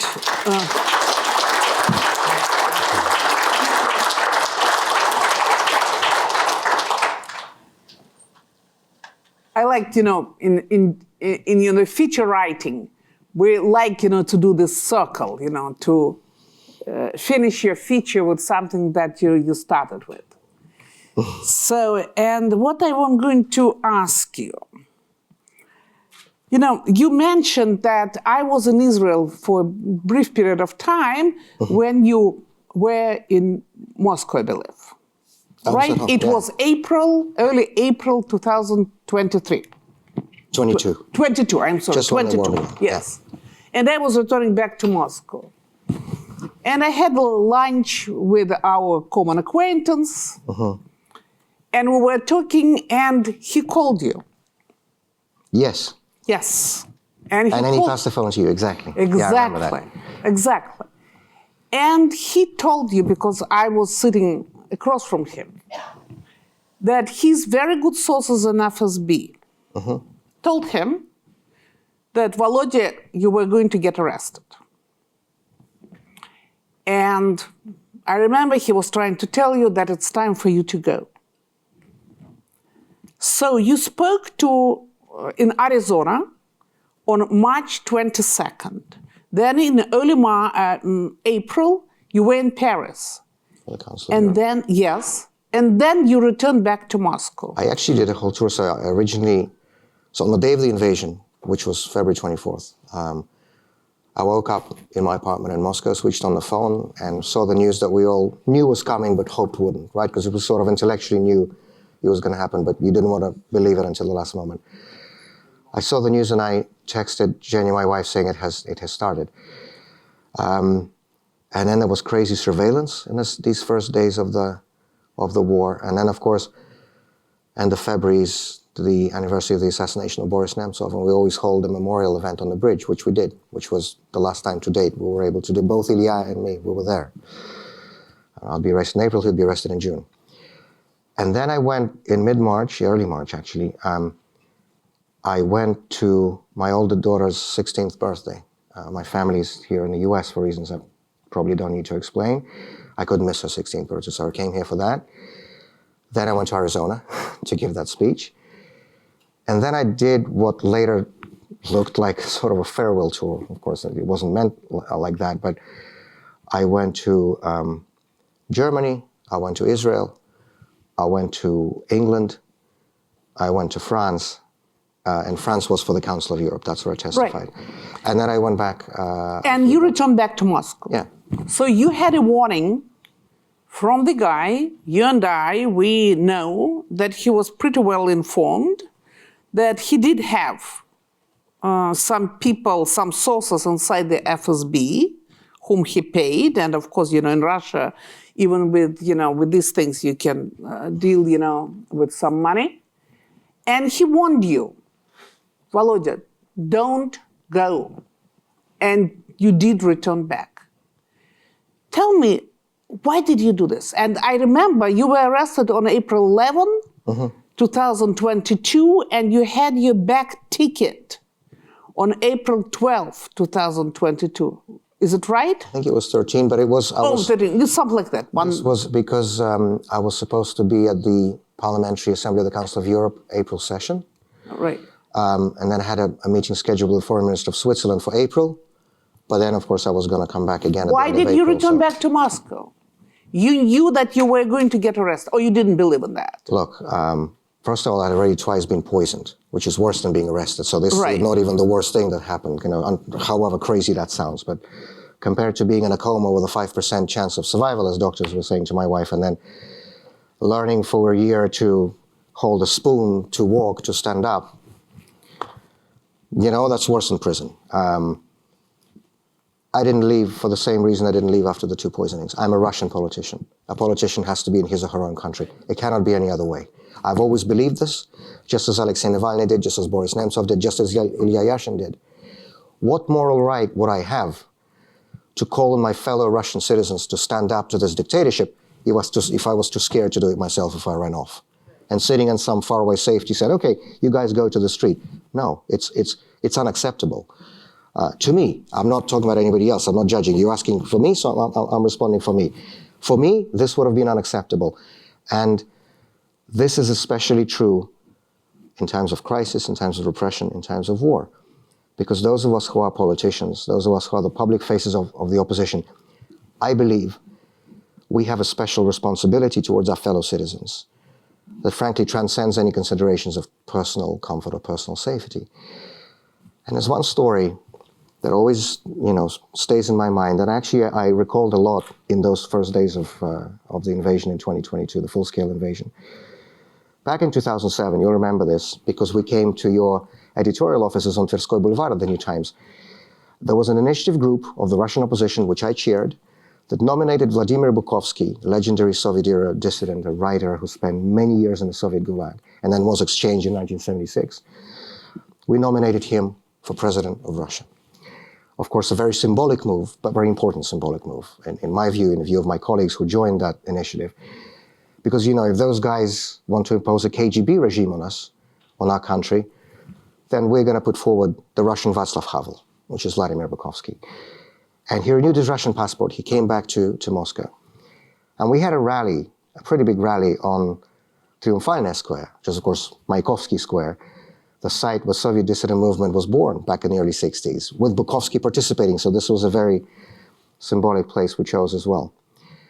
And after the rally, we were coming down this big truck from which we spoke. And the truck, by the way, belonged to Misha Krieger, who's now also in prison for speaking out against the war. We exchanged letters. He was the one, because he was a businessman, as you remember, it was his truck that he gave it, and we used it instead of the rostrum to speak from the truck.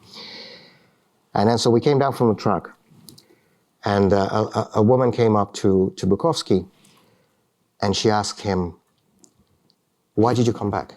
Are you really hoping to change anything here?" And he looked at her and said, "No, of course I'm not hoping to change anything here. I understand reality." But he said, "I came back because people are starting to be afraid again. And when people are starting to be afraid, you have to come and stand next to them and say, 'Here I am. I am not afraid. That's why I'm here,'" he said. And I was listening to this, and I had goosebumps over my back when I was listening to these words. And I recall those words when the invasion began, and when people became scared, when they passed these laws. By the way, today is the anniversary of these articles of so-called fake information about the war. Today, March 4th, that's when it became law in 2022, 3 years ago. They passed these laws. They started arresting people. People began to be scared. All the central squares in Moscow look like occupation zones. There are all these military with full gear standing. And people were understandably scared. And that was the goal, right? The intention. But to me, the main lesson of the Soviet dissident movement, there were many, but to me the main lesson is that at the end of the day, fear is a personal choice. Yes, the regime is going to try to instill fear. That's how they rule. They're going to try to instill fear on everyone. But at the end of the day, it's up to each individual person to decide whether or not he or she is going to be afraid. And again, I think the only way politicians can send these messages is by personal example, that we should not be afraid. Again, how could I say to my fellow citizens they should not be afraid if I was afraid and if I ran off? And so to be completely honest with you, it was not even a thought crossing my mind. Just like after the two poisonings, but also after the invasion. Because when people are starting to be afraid again, you have to come and stand next to them and say, "Here I am, I'm not afraid." I totally agree with you. That's what, kept me in Moscow.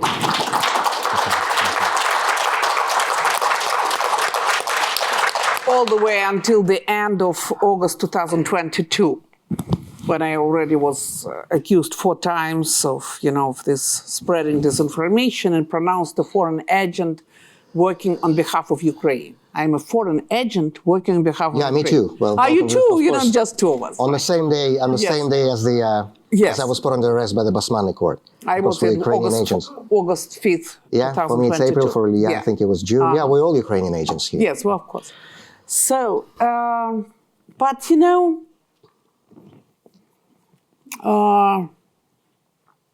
I remember, my lawyer Pavel Chikov was calling me, and he was already, in exile, and he was keep pressing me and saying, Yevgenia Markovna, next you're going to get arrested and you won't be able to work. And, and then Alexei Navalny wrote to me from prison, Zhenya, it's time to go. But one of the reasons, first of all, it was very interesting journalism. But one of the reasons that I tried to stay as long as I could was because I don't believe in a long-distance journalism. There is no such a thing as a long-distance journalism. I don't believe in a long-distance politics. And that's why you and Alexei Navalny, who returned back from Germany on January 17th, 2021, after he was poisoned with the same, nerve agent, and by the same guys. Yes, by the same guys, right. And after he recovered in Germany, he returned back, immediately arrested, got in jail, never left the jail, and was murdered on February 16th, 2024. Ilya Yashin, his own interrogator told him, "Get out of here." The judge who sentenced him to some administrative case summoned up his lawyer and said to her, "Tell Yashin he has to leave the country. He's going to get arrested." But Yashin, he would never leave. Yes, of course. We know, he's crazy. So, and I also, I spoke with him 24 hours before he was arrested. We sat at his place in Moscow and we discussed all that. And he said, "Zhenya, I understand that probably, I have two choices. Either I will run for a mayorship of the city of Moscow, or I will get 5 years in jail." He knew that, once again, precisely because there is no such a thing as a long-distance politician. Absolutely. But now so asking this question, you knew the answer. Right. But now you are where you are. Right. Yes, we know a case, one successful case, when a bunch of immigrants, traveled from Switzerland and other European countries in 1917, joined the popular uprising and then, took control over the capitals that were Lenin and Bolsheviks. I wouldn't call it successful, not from from their perspective, they were for a decade immigrants. And there's another example, Ayatollah Khomeini, not a very successful example either. He came from Paris. Right. So not two not very good examples in the 20th century. Right, but basically we do know that it's impossible to run opposition politics from exile. Tell me, how do you see it now? I have to be honest, it's much easier for me than for many of the others, because for many, many years, going back to at least 2010, when Boris Nemtsov got me involved in the campaign to get the Magnitsky Act passed. So for 15 years now, my main specialty has been international relations and foreign policy and political advocacy and public diplomacy on behalf of the Russian opposition. So that you actually have to do abroad, not only can, but have to.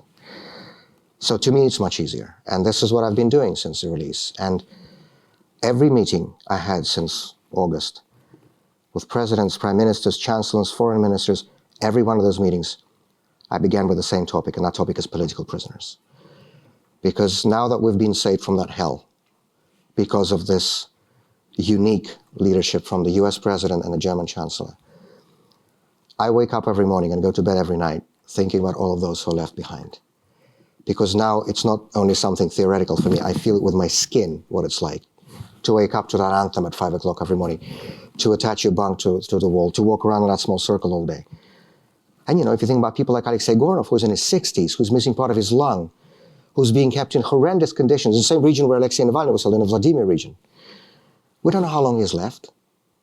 We don't know how long he has left. We don't know how long Masha Ponomarenko has left, a journalist from Barnaul who is in prison because of her anti-war articles and posts. For so many of these people, or Igor Barishnikov from Kaliningrad, who has cancer, an engineer, whose mother was a Holocaust survivor. She was 98 years old and he was not allowed to go to her funeral when he was arrested. These people are sadists. We don't know how long he has left. So that's what my thoughts every day. And every one of those meetings I started with, with Macron and Scholz and Biden and Pavel and Starmer and whoever else. That's always the first topic of the conversation because we have to get the people out. And so I actually can respond to your question easily because I have a very specific, very practical things that I can do here, that I must do here, in fact. Others, well, Ilya can speak for himself, but he says it very openly. We just held a big meeting with him in Düsseldorf last week in Germany. It was a big room just like this, full of people, the Russian community. It was a meeting held entirely in Russian. And he says it openly. He says, I'm still learning how to be a politician in exile because, as you know Ilya for many years, his principle has always been that a Russian politician has to be in Russia. Well, it's obvious. And now we've been thrown out against our will. By the way, talking again about all the similarities and parallels, when we were on that plane to Ankara, I just kept thinking to those words in Vladimir Bukovsky's book, To Build a Castle, which is an amazing book, by the way. It's a great book. It's one of the most important books in my life, the most important book. He wrote, when he talks about his exchange, he said, we have a really funny country where they can neither arrest you according to the law, nor release you according to the law. Everything they do is illegal. And this was the case with us, because the way they threw us out, and I was thinking over this on the plane, violated at least 3 different Russian laws, including the constitution. So one, well, needless to say, you need to have a valid passport to cross the border. My Russian passport, Zagran passport, expired while I was in prison. Nobody bothered making a new one, so they threw me outside without any documents. When we landed in Germany from Ankara, the only document I had, and this was true for everybody else, these were our internal Russian passports, the ones you use just for domestic stuff. It's only in Russian. It has your marriage stamp, your propiska, your registration address. You should have seen the face of that German border officer who was looking at this, and they had to call in. That's all we were given. We were not given Zagran passport. So we crossed the border illegally, number one. Number two, the way the pardon procedure works in Russia, you have to ask for it. I refused. Yashin refused. Oleg Orlov from Memorial refused. Vadim Astanin, the head of the Navalny team in Barnaul, refused. And yet we were still pardoned. Forcibly, I guess, by Putin, because he really needed his murderer back. And thirdly, most importantly, Article 61 of the Russian Constitution expressly prohibits deporting a Russian citizen from Russian territory without his or her consent. Nobody asked us at any point even once. They just threw us on the plane like cattle and threw us out of the country. So Ilya says, I'm learning this. But I have to say that, of course, we're not alone now who are outside. There are hundreds of thousands of people, Russian citizens, who are outside since this full-scale war began. And one of the things that Ilya did was, so we co-organized, Yulia Navalny, Alexei's widow, Ilya and me, we co-organized 2 big rallies in Berlin, one last November and the other one just this past Saturday, 4 days ago, to mark the 3 dark, black, tragic February anniversaries, the murder of Navalny, the full-scale invasion, and the assassination of Boris Nemtsov. And to me, it's really good seeing Ilya in this because he's in his own sort of, you know what I mean? He's in his own atmosphere, right? He's a street politician. And when it's a big rally, of course, these people are Russians, and he feels right at home there. So like his face lights up, when he's doing this. But look, I'm sure everybody will be able to find their niche. But to me, frankly, it's the easiest of all, I have to be honest, because I've always done this foreign policy stuff, and I'm back to doing it again. And now with Spanish as well, that I can speak to all these people. Please welcome the new Minister of Foreign Affairs of the beautiful Russia of tomorrow. Yeah, hopefully we'll get there first. Thank you so much.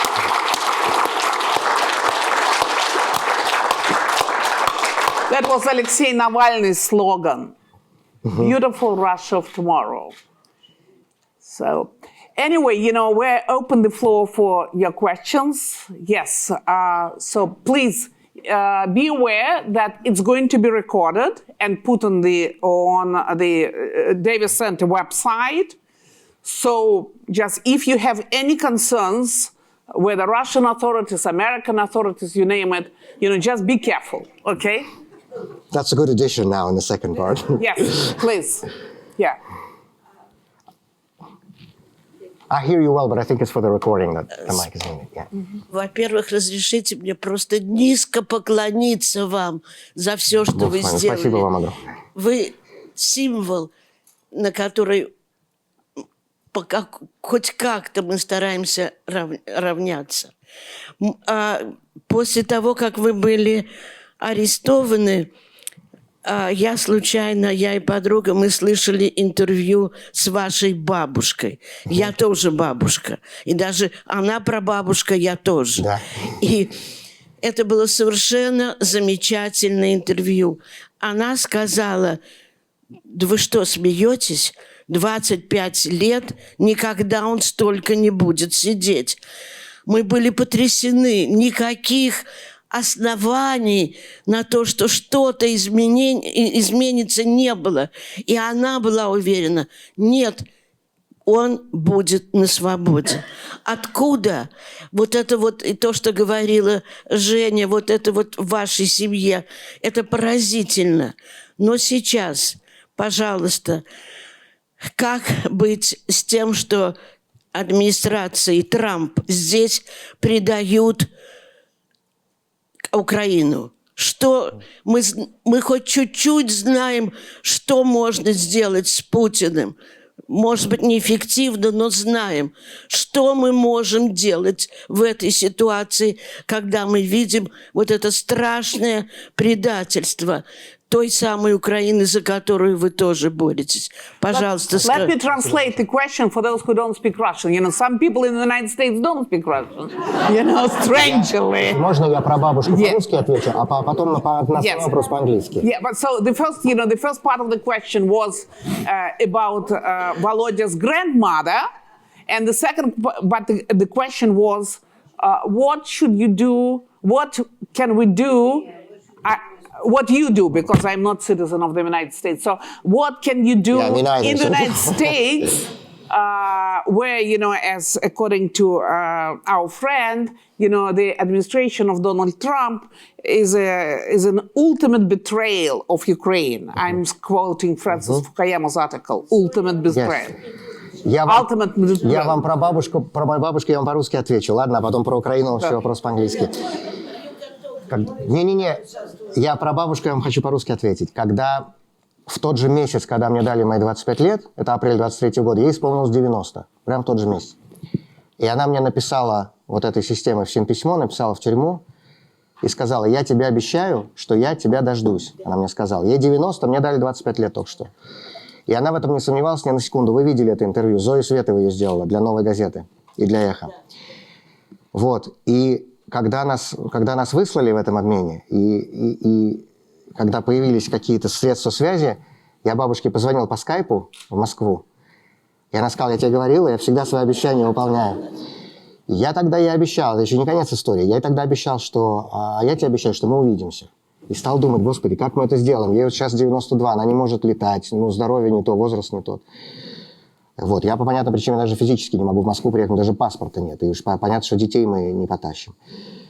И я стал думать: господи, как это вообще сделать?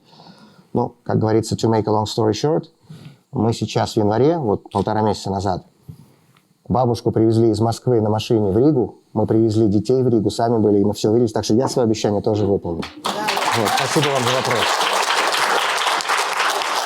Вот, а бабушка у меня абсолютно замечательная. Она дочь врага народа, жена врага народа, и теперь еще и бабушка врага народа. Это у нас так страна. Listen, I have to translate it into English. He said that my grandma, she's an amazing woman. She's a daughter of the enemy of the people. She was wife of the enemy of the people, and now she's a grandma of the enemy of the people. Вот так у нас страна, Welcome to the Russian history, вот right? так страна ходит. Спасибо вам большое за вопрос. And on the second question on Ukraine, you know, I'm just like you, I'm not a U.S. citizen, so we only have sort of the right to express an opinion, nothing else. And there have probably been enough Russians interfering into American politics in this past few years, so we shouldn't be two more. But because I was asked about this, I'm not going to dodge the question. I'm just, you know, every day there's something new, and I'm just astonished every single day, opening the phone and reading the news. And I have to remind myself that it's only been 45 days. There's 4 years of this to go. And I read the news, and I will answer about Ukraine. This is a very serious and very important point. But just before that, just sort of to illustrate, I was a journalist in my past life, and I covered American politics for a long time, for a period of time for Yevgenia's magazine, the New Times. When I was kicked out from television, I worked for the New Times, and I cherished that period in my life. And I have, by the way, all the journals I have in my home library in the folder. And so I've covered a few election campaigns, I've covered American politics. I never remember in American history, correct me if I'm wrong, but I don't remember, when there was a congressional bill officially introduced to name the capital city's airport for the sitting president, because there's now a congressional bill to rename Dallas Airport as the Donald J. Trump International Airport. I never remember a congressional bill authorizing the face of the sitting president to appear on Mount Rushmore next to Washington and Lincoln and Roosevelt. There is a congressional bill. I'm not joking. You can read up when you get home. There's a congressional bill officially introduced in the House of Representatives to have Donald Trump's face on Mount Rushmore. I don't remember there being a time where there was a congressional bill calling for the sitting president's face to appear on a $100 banknote instead of Ben Franklin. But there is a congressional bill now to have Donald Trump's face replace Ben Franklin on the $100 bill, and so on. There was a piece in the New York Times a couple of days ago from our mutual friend Peter Baker, who used to be the Washington Post's bureau chief in Moscow in the early Putin years, in the early 2000s, when this dictatorship was just being built and consolidated. And Peter wrote a big piece saying basically how eerie and how scary it is for him, because he sees all exactly the same things, like even the way they're moving to this. But enough of me commenting on the domestic US politics again. I'm not an American citizen. It's for you guys. It's not for me. I'm just observing in astonishment. But on Ukraine, what's been happening is absolutely horrendous. The lady used the word betrayal. That is the word I would use too. I sometimes wonder whether these people, either they do not have any historical knowledge at all, or they deliberately use these rhymes and these parallels, because as we all remember, that new policy towards Ukraine was announced in the city of Munich at the Munich Security Conference. I was in the room when J.D. Vance made that speech. I was in the room when General Kellogg, Trump's envoy in Ukraine and Russia, put forward the official proposals. And when he said, it was a panel like this, and he said, well, as we all know, this war has now been going on for almost 3 years. And everybody in the room started shouting 11, because it started in February 2014. That's the US presidential envoy. And now, as you've said, they're parroting all the same lines. That it was Ukraine that started it, that Zelensky is a dictator and so on. You know all of this. It is my hope and my prayer that Europe steps up. Because these guys do not care, they're not going to do anything. And you know, Ilya Yashin and I were just, actually, after the rally in Berlin, we were just chatting a few days ago. And we sort of looked at each other at one point and sort of said it almost at the same time. If these guys who are in power now had been in power last year, we would both rot and die in those prisons. Yeah. Because, you know, in February of this year, just a month ago, the US administration got out this former Anglo-American school teacher, Mark Fogel. Mm-hmm. I was, by the way, in the same cell where he was, not the same time, but he was taken from the cell and I was brought to his place, SIZO 5 Vodnik, SIZO number 5. So everybody else talked about him. So I feel like I know him, even though I don't. So I hope to meet him one day. And of course, it's amazing, and I'm very happy for him and for his family that he's home. But he was exchanged for Alexander Vinnik, a banker, who's now that Krasikov is back in Russia. He was the number one target for Putin to get back. He helped them circumvent sanctions with the cryptocurrency and all the rest of it. He was a really high-profile target because the Kremlin didn't want him to start talking to the feds, to the Western security services. They could have got 10 political prisoners out for him, but they don't care.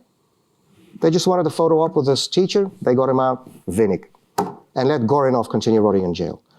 So I'll be honest with you, and I'm sorry if that's going to sound sort of pessimistic.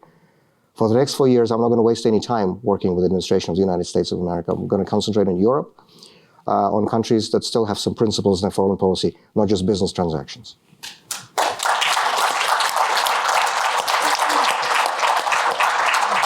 Thank you. Okay. Yes, please. Mm-hmm. Sorry if this is a very naive question. Why do they bother with the pretense of due process, with this charade of rule of law? Who is it for?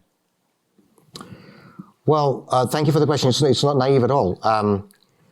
First of all, I wouldn't be so sure if they still do, because I've seen this system, and this can't fool anybody. This can't fool a 3-year-old kid with the way they do this. But they still go sort of through the motions, right? And I would probably guess it's for the same reason that they go with the meaningless motions of elections. Everybody knows there are no elections in Russia. They haven't been for 25 years now. But they still hold this show, circus show, every 6 years now. I think it's because, you know, despite everything, we do live in the 21st century, and the only acceptable source of a government legitimacy is the ballot box, and the only acceptable source, and the only acceptable foundation to send somebody in prison is a court order. So even though that has nothing to do with reality, they still feel the need to go through these technical, meaningless, theatrical motions, just like North Korea does. They have courts, they have parliament, right? They have elections. It's not just Putin, it's every dictatorship. Lukashenko's the same, the Iranians are the same, the Cubans, the Chinese, the Venezuelans, you name it, they all do this. Because I guess they want to be like the big guys. Like they want to be, you know, appear at least on the surface. That's what I was saying. Yes, please. You said that Bukovsky told you that he didn't expect changes in Russia when he was going back, but that it was important for people not to feel afraid. Mm-hmm. When you were going back, did you hope to affect changes in Russia? And that's first question. And second question, do you think people there are currently afraid? No, I had the same sentiment as Bukovsky. You know, I have an adequate opinion of myself. I don't think that if I appear in the streets, you know, there'll be an uprising. But it was just to be in my hometown with my fellow citizens. You wouldn't believe how many people in the days before my arrest, about the same time when we spoke with you by phone, you wouldn't believe how many people on the street just quietly came by to shake hands and say thank you. And that was so important for me.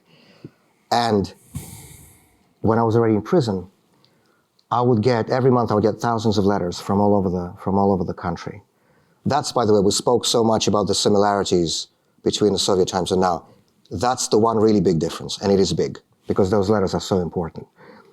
Please take time to write to political prisoners. It's only a few minutes, but it can be in the life of a difference for somebody who's locked up in a solitary confinement cell. It's really easy now with these electronic systems.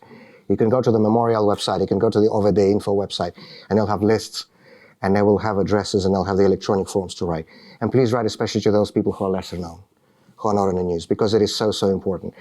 I think only somebody who's been in this situation can appreciate how much hope and light there can be in that sheet of paper that the prison guard hands you through the feeding slot in your cell at 4 p.m. every morning. It can literally mean the difference between surviving or not, between keeping your sanity or not. So please write to political prisoners. It's very important. But back to your question, many of those letters that I received from people that I don't know, from cities and towns I've never been to, some of them I haven't even heard of, many of those letters had the same phrase that they started with.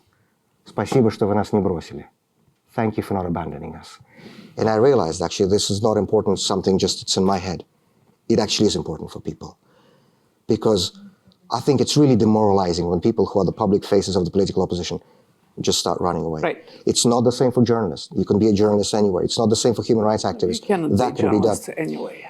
Okay, columnist, analyst, expert, that you can do anywhere. Human rights activists, you can do that from anywhere. And many things, and especially as we learned from COVID times when everybody was on Zoom, a lot of professions can be done remotely. Politics is not one of them. And so, yes, it was the same sentiment as Bukovsky. And to your second question, of course, people are afraid. How could they not be if we now have more political prisoners in Russia today than there were in the whole of the USSR? So that's 15 countries put together in the mid-1980s. And these are only according to publicly available figures. The latest public figure we have, this is from OVD Info, on the current number of political prisoners in Russia is 1,497.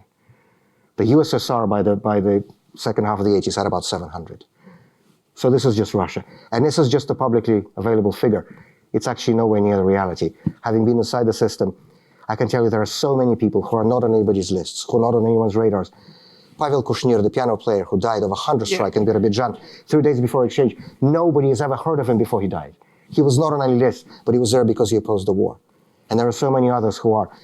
But even if we take the public lists, nearly 1,500, when people get 7, 8, 10-year prison terms for a Facebook post, for standing with a placard for 5 minutes, for standing with a blank sheet of paper for 5 minutes. And this is widely known. They make all our trials, even though our trials are not public, the sentences are very public. They start the state television news with it. My lawyer, Maria Eisman, who's amazing, by the way. These lawyers today in Russia continue to work on the ground. They are the unsung heroes of today, who are risking everything. And both of my lawyers were women who came to defend me in Siberia. I think that's also very symbolic. The most courageous, lawyers who are left in Russia today are women. And she was telling me how she was taking a taxi to my prison to see me. And then, and the taxi driver sort of understood what her views were. And so he sort of got a bit relaxed, and he told her everything he thought about this war. And there are many people in Russia who think the same as we do about this war. Many people, millions. And so Masha asks him, then why don't you do anything about it if that's what you think? He turned to her and said, haven't you heard of this guy who got 25 years for speaking out? And yeah, and she also laughed and said, yeah, I heard about him. That's the point of this. Because I don't think that in any country, you would find many people who would be willing to spend 10 years in prison for Facebook posts. There's nothing exclusive Russian here. And it's, it's very insulting every time I hear another Western say, oh, what's wrong with you? Russians, you're genetic slaves, blah, blah, blah. It's racist, it's insulting, and most of all, it's not true. In no country, the best response to this came from Andris Kubilius, who's Lithuanian. He's a current European Commissioner for Defense, a long-time member of the European Parliament. He wrote an article, which my lawyers showed me when I was still in prison, responding to all these, quote-unquote Russian genetic slaves argument. And he addressed his fellow Lithuanians with a question, how many mass protests did we have in Vilnius against the war in Afghanistan, let's say in 1984? Lithuanians were part of the Soviet army. They were killing people in Afghanistan, invading another country. Why were the mass protests? Does that mean Lithuanians are genetic slaves? Obviously not. It means that in any society, there won't be many people who'd be willing to risk 10 years in prison for saying something out. And Russia is no different from any other country in this regard. So yes, of course, people are afraid. But as we know from history, situations can change very quickly. And one moment, people are afraid, and then the next moment, suddenly, there are 500,000 people in front of the White House in Moscow, as in August 1991. So that actually also really helped me in prison, being a historian, because we know that nothing is forever. And we know that things can appear to be solid and unshakable and secure, and then they suddenly disappear. I've not read it yet, I want to, but I love the title of the book by Alexei Yurchak, the Berkeley sociologist, about the late years of the Soviet regime. It was forever until it was no more. That's exactly how things happen. Professor Berkeley. Yes, yeah. And that's exactly how it's going to happen the next time. Okay, we have probably time for 2 questions. Maybe we'll take them at the same time, and then, is that okay? Сразу спросите несколько, okay. Да, а потом. And then you will answer. Let's take several questions, and then Volodya will answer. I'll do a blitz response. Yes. Yes. Yes.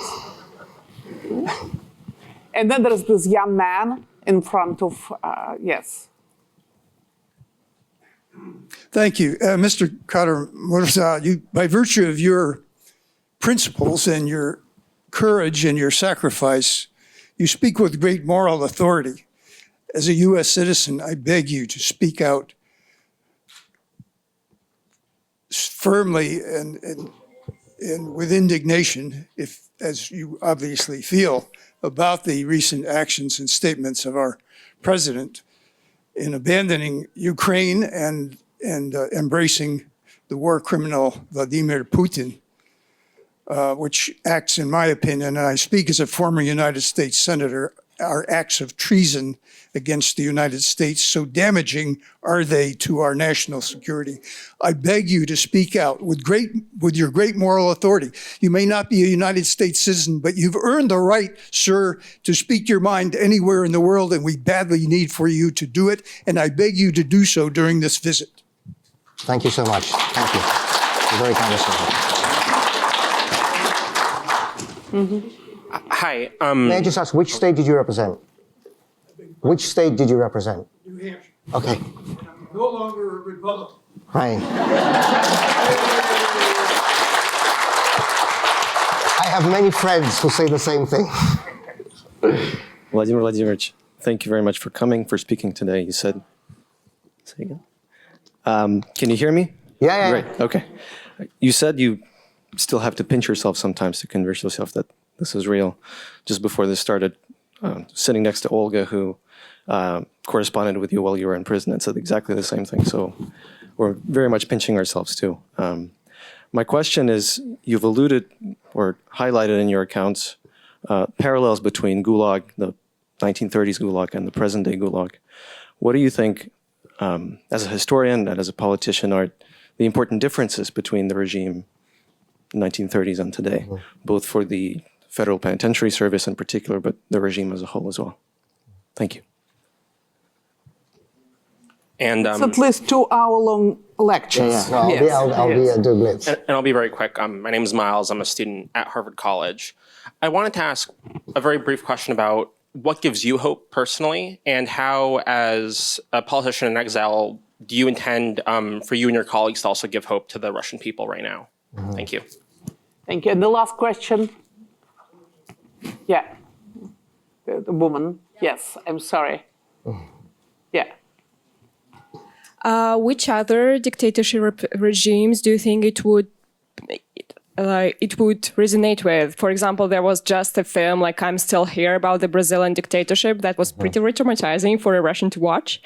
And I was wondering, like, how did this end? And it ended with eventually people going to the streets first, in the streets, and second, because the press from abroad paid attention to it.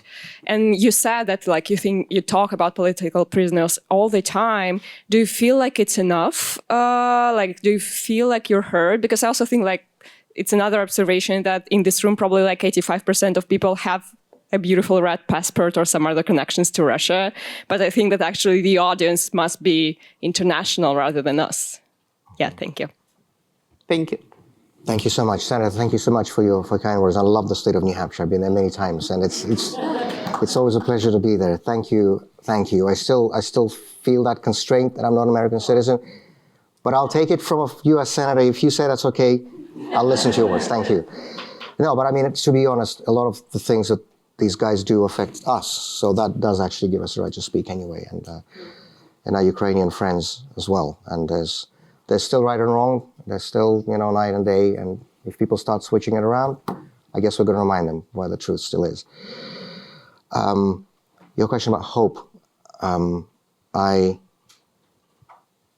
historian, and that really helped when I was in there, because we know how this ends.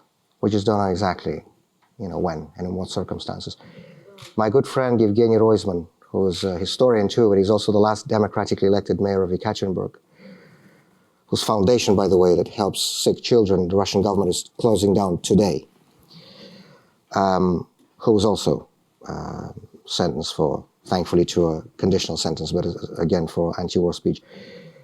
He says, I can give you 100 different scenarios of how the Putin regime is going to end. And it's going to be 101st, something none of us can think of. So there's no point of sort of trying to think to the future. We'll never guess it anyway.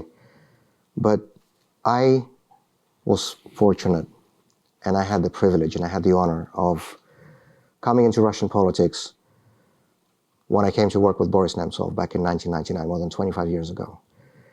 And I have the honor of calling him my friend, my mentor. And he always taught those of us who are around him, including Ilya, who worked with him for many years too, that, at the end of the day, the principle should be do what you must and come what may. It's that old French saying from the 19th century that I think was brought into the Russian discourse by Tolstoy in one of his novels. So it's erroneously sometimes used as his quotation. It's actually an old French saying, but nevertheless, do what you must and come what may. That's the principle. And that's actually, I think, the biggest source of hope. It's like Václav Havel said, hope is not, expecting necessarily a return on what you do. It's knowing that you do the right thing, and everything you do makes that future a little closer, even if you don't get to see it. I know things will change. I know Russia will be democratic. I know it will become a normal, modern European country, that beautiful Russia of the future that Alexei Navalny spoke about. I know this. And we just have to do everything we can to try to bring that day a little closer, and this is what we do. And I hope this resonates, and I know it does. Not because of me or Ilya or anybody else, but because there are many people in Russia who have a very different vision and very different idea of what our country should be from these guys who are in the Kremlin today. We don't often see this because in a totalitarian dictatorship it's not easy to see this, right? You can't judge the state of public opinion in a country that imprisons you for expressing it. But we do get these glimpses from time to time, right? Like the cues for Nadezhdin last year, when we had the so-called presidential election, the usual circus, Putin and a couple of pre-approved clowns on the ballot. And then you had this guy, this lawyer, former member of parliament, whom I know very well, Boris Nemtsov, who announced that he's running for president of Russia as the anti-war candidate. And suddenly, all over the country, in large cities and small towns, you had these long, hours-long lines of people who stood at his campaign headquarters to sign the ballot petitions to get him registered as a candidate. And of course, he wasn't allowed on the ballot. Opposition politicians in Russia today never are. But that was almost besides the point, because it was so important for people to see that they're not alone, right? Because the Kremlin propaganda says that everybody supports Putin, everybody supports the war, and those who don't is just like some marginal nobodies, foreign agents, traitors, whatever. And suddenly people saw how many of them, there were. And you can rig election results. You can fix opinion poll numbers. But what are you going to do with these images of thousands and thousands of people all over the country literally voting with their feet against this war? And I'll never forget, I received one letter from a young woman in the town of Novorossiysk on the Black Sea coast in the south of Russia. And she described how she was waiting for 2 or 3 hours in that long line of people to sign Nadezhdin's ballot petition. And she ended the letter by saying, "Я не знала, что нас так много." I never realized how many of us there are. It was a word for people. So there's always hope. Even in the darkest pit, there's always hope. And I know everything will turn out fine. We just need to work to make sure it happens a little quicker, because it'd be great to see it and to participate in it. On your question about what other dictatorships does this resonate with? I mean, all parallels are not exact, of course, but the regime we have in Russia today, I think in so many ways is similar, for example, to the Milosevic regime in Yugoslavia and Serbia, very similar in terms of the sort of pseudo-ideological cover they put forward, sort of this nationalism, this Ruski mir here, the Serbski mir there, the censorship, the political repression, the political murders, the political prisoners, everything. And then one day in October 2000, we saw 500,000 people on the streets of Belgrade. And again, there's that moment that nobody anticipates when suddenly people stop being afraid. And that's the death spell of all these regimes. And I believe that's the way it's going to be in Russia. One of the things I wrote in prison, one of the things I read in prison was Power of the Powerless. That's probably one of the most important works by Václav Havel. And he writes in it that the difficult thing about the dictatorships, the totalitarian systems, is that on the surface you only see what the propaganda allows you to see. You don't know what's happening beneath, what hidden processes there are in society. And so when we say that both the Tsarist regime and the Soviet regime collapsed in 3 days, because that's literally what it was in March 1917 and August 1991, of course, it's not exactly right. It wasn't 3 days. There were many processes leading up to it, but many of them were not seen, and people did not know how to expect it. And that's why it was forever until it was no more. So I have absolutely no doubt that this dictatorship will collapse, just like so many others have before. We don't know the time again, but we just need to be preparing for that moment. We need to be ready for that moment so that we don't repeat the mistakes that were made in the 90s and that led us to where we are today. And that's a subject for a whole different seminar and a whole different lecture. On the question from the gentleman, first of all, Ольга, спасибо вам большое. Спасибо вам большое. Вы не представляете, как эти письма важны. That is the biggest difference between the prison regime back in the Soviet times and now. It's these letters, because everything else is the same, right? You don't get to see sunlight, you stay in the cell, you don't get any real contact with your family. everything down to the last detail, even the way the uniform, I mean, exactly everything. But the letters are the one big difference. That's the real one accomplishment, I guess, that we can boast from now to Soviet times. And of course, that doesn't always function well either. Very often they withhold these letters. We had coffee earlier today with Alsu Kurmasheva, a journalist from RFRL, who was also in exchange with us. She's also here today. And we sort of exchanged our experiences, and she said the same thing as I had. They would withhold these letters. They would, of course, censor them very often. I would get letters with, the whole lines blacked out. Yeah. And sometimes it would make absolutely no sense what they would black out, literally. I mean, one time, I'll never forget this, a friend of mine, who's also a historian, wrote to me. He had been to the reading room of the History Institute of the Russian Academy of Sciences in Moscow, and he found an original article by Vasily Kluchevsky, an eminent 19th century Russian historian, and the article was about the interrelationship between Russia and Western Europe. And so this friend of mine, he thought there was very interesting things in it, and so he quoted the article, and half of it was blacked out by the censor in Vodnik, CISO prison number 5. An article from Vasily Kluchevsky, I believe it was from 1886, and she blacked it out. Apparently I'm not allowed to read this in the 21st century. So you never know how it works. Sometimes they withhold letters. As I realize now, having been out, many of the letters that I wrote or that were written to me never made it. But it's still important because even if they don't give you the letters, the administration still knows that this prisoner is being looked after, that there are people paying attention. And it's so much more difficult to torture someone when nobody cares than when people are paying attention. So it's still important to write. But many of these letters do get through. And thank you so much to everyone who takes time to write to political prisoners. And please do. Please take those few minutes out of your busy days to write those few lines. It means the life of a difference. It means the world of a difference. And I think it's one of the most important, although it may sound like a small and mundane thing, but frankly, it's one of the most important thing any person, not a member of parliament, not a minister, not a journalist, any person, any citizen of a democratic country can do. Take those few minutes to write. It's very, very important. Thank you so much. Thank you very much. Thank you very much, Volodya, for this brilliant presentation. Thank you. Thank you so much.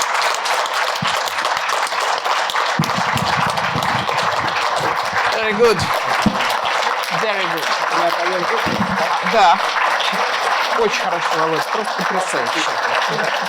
Да, конечно.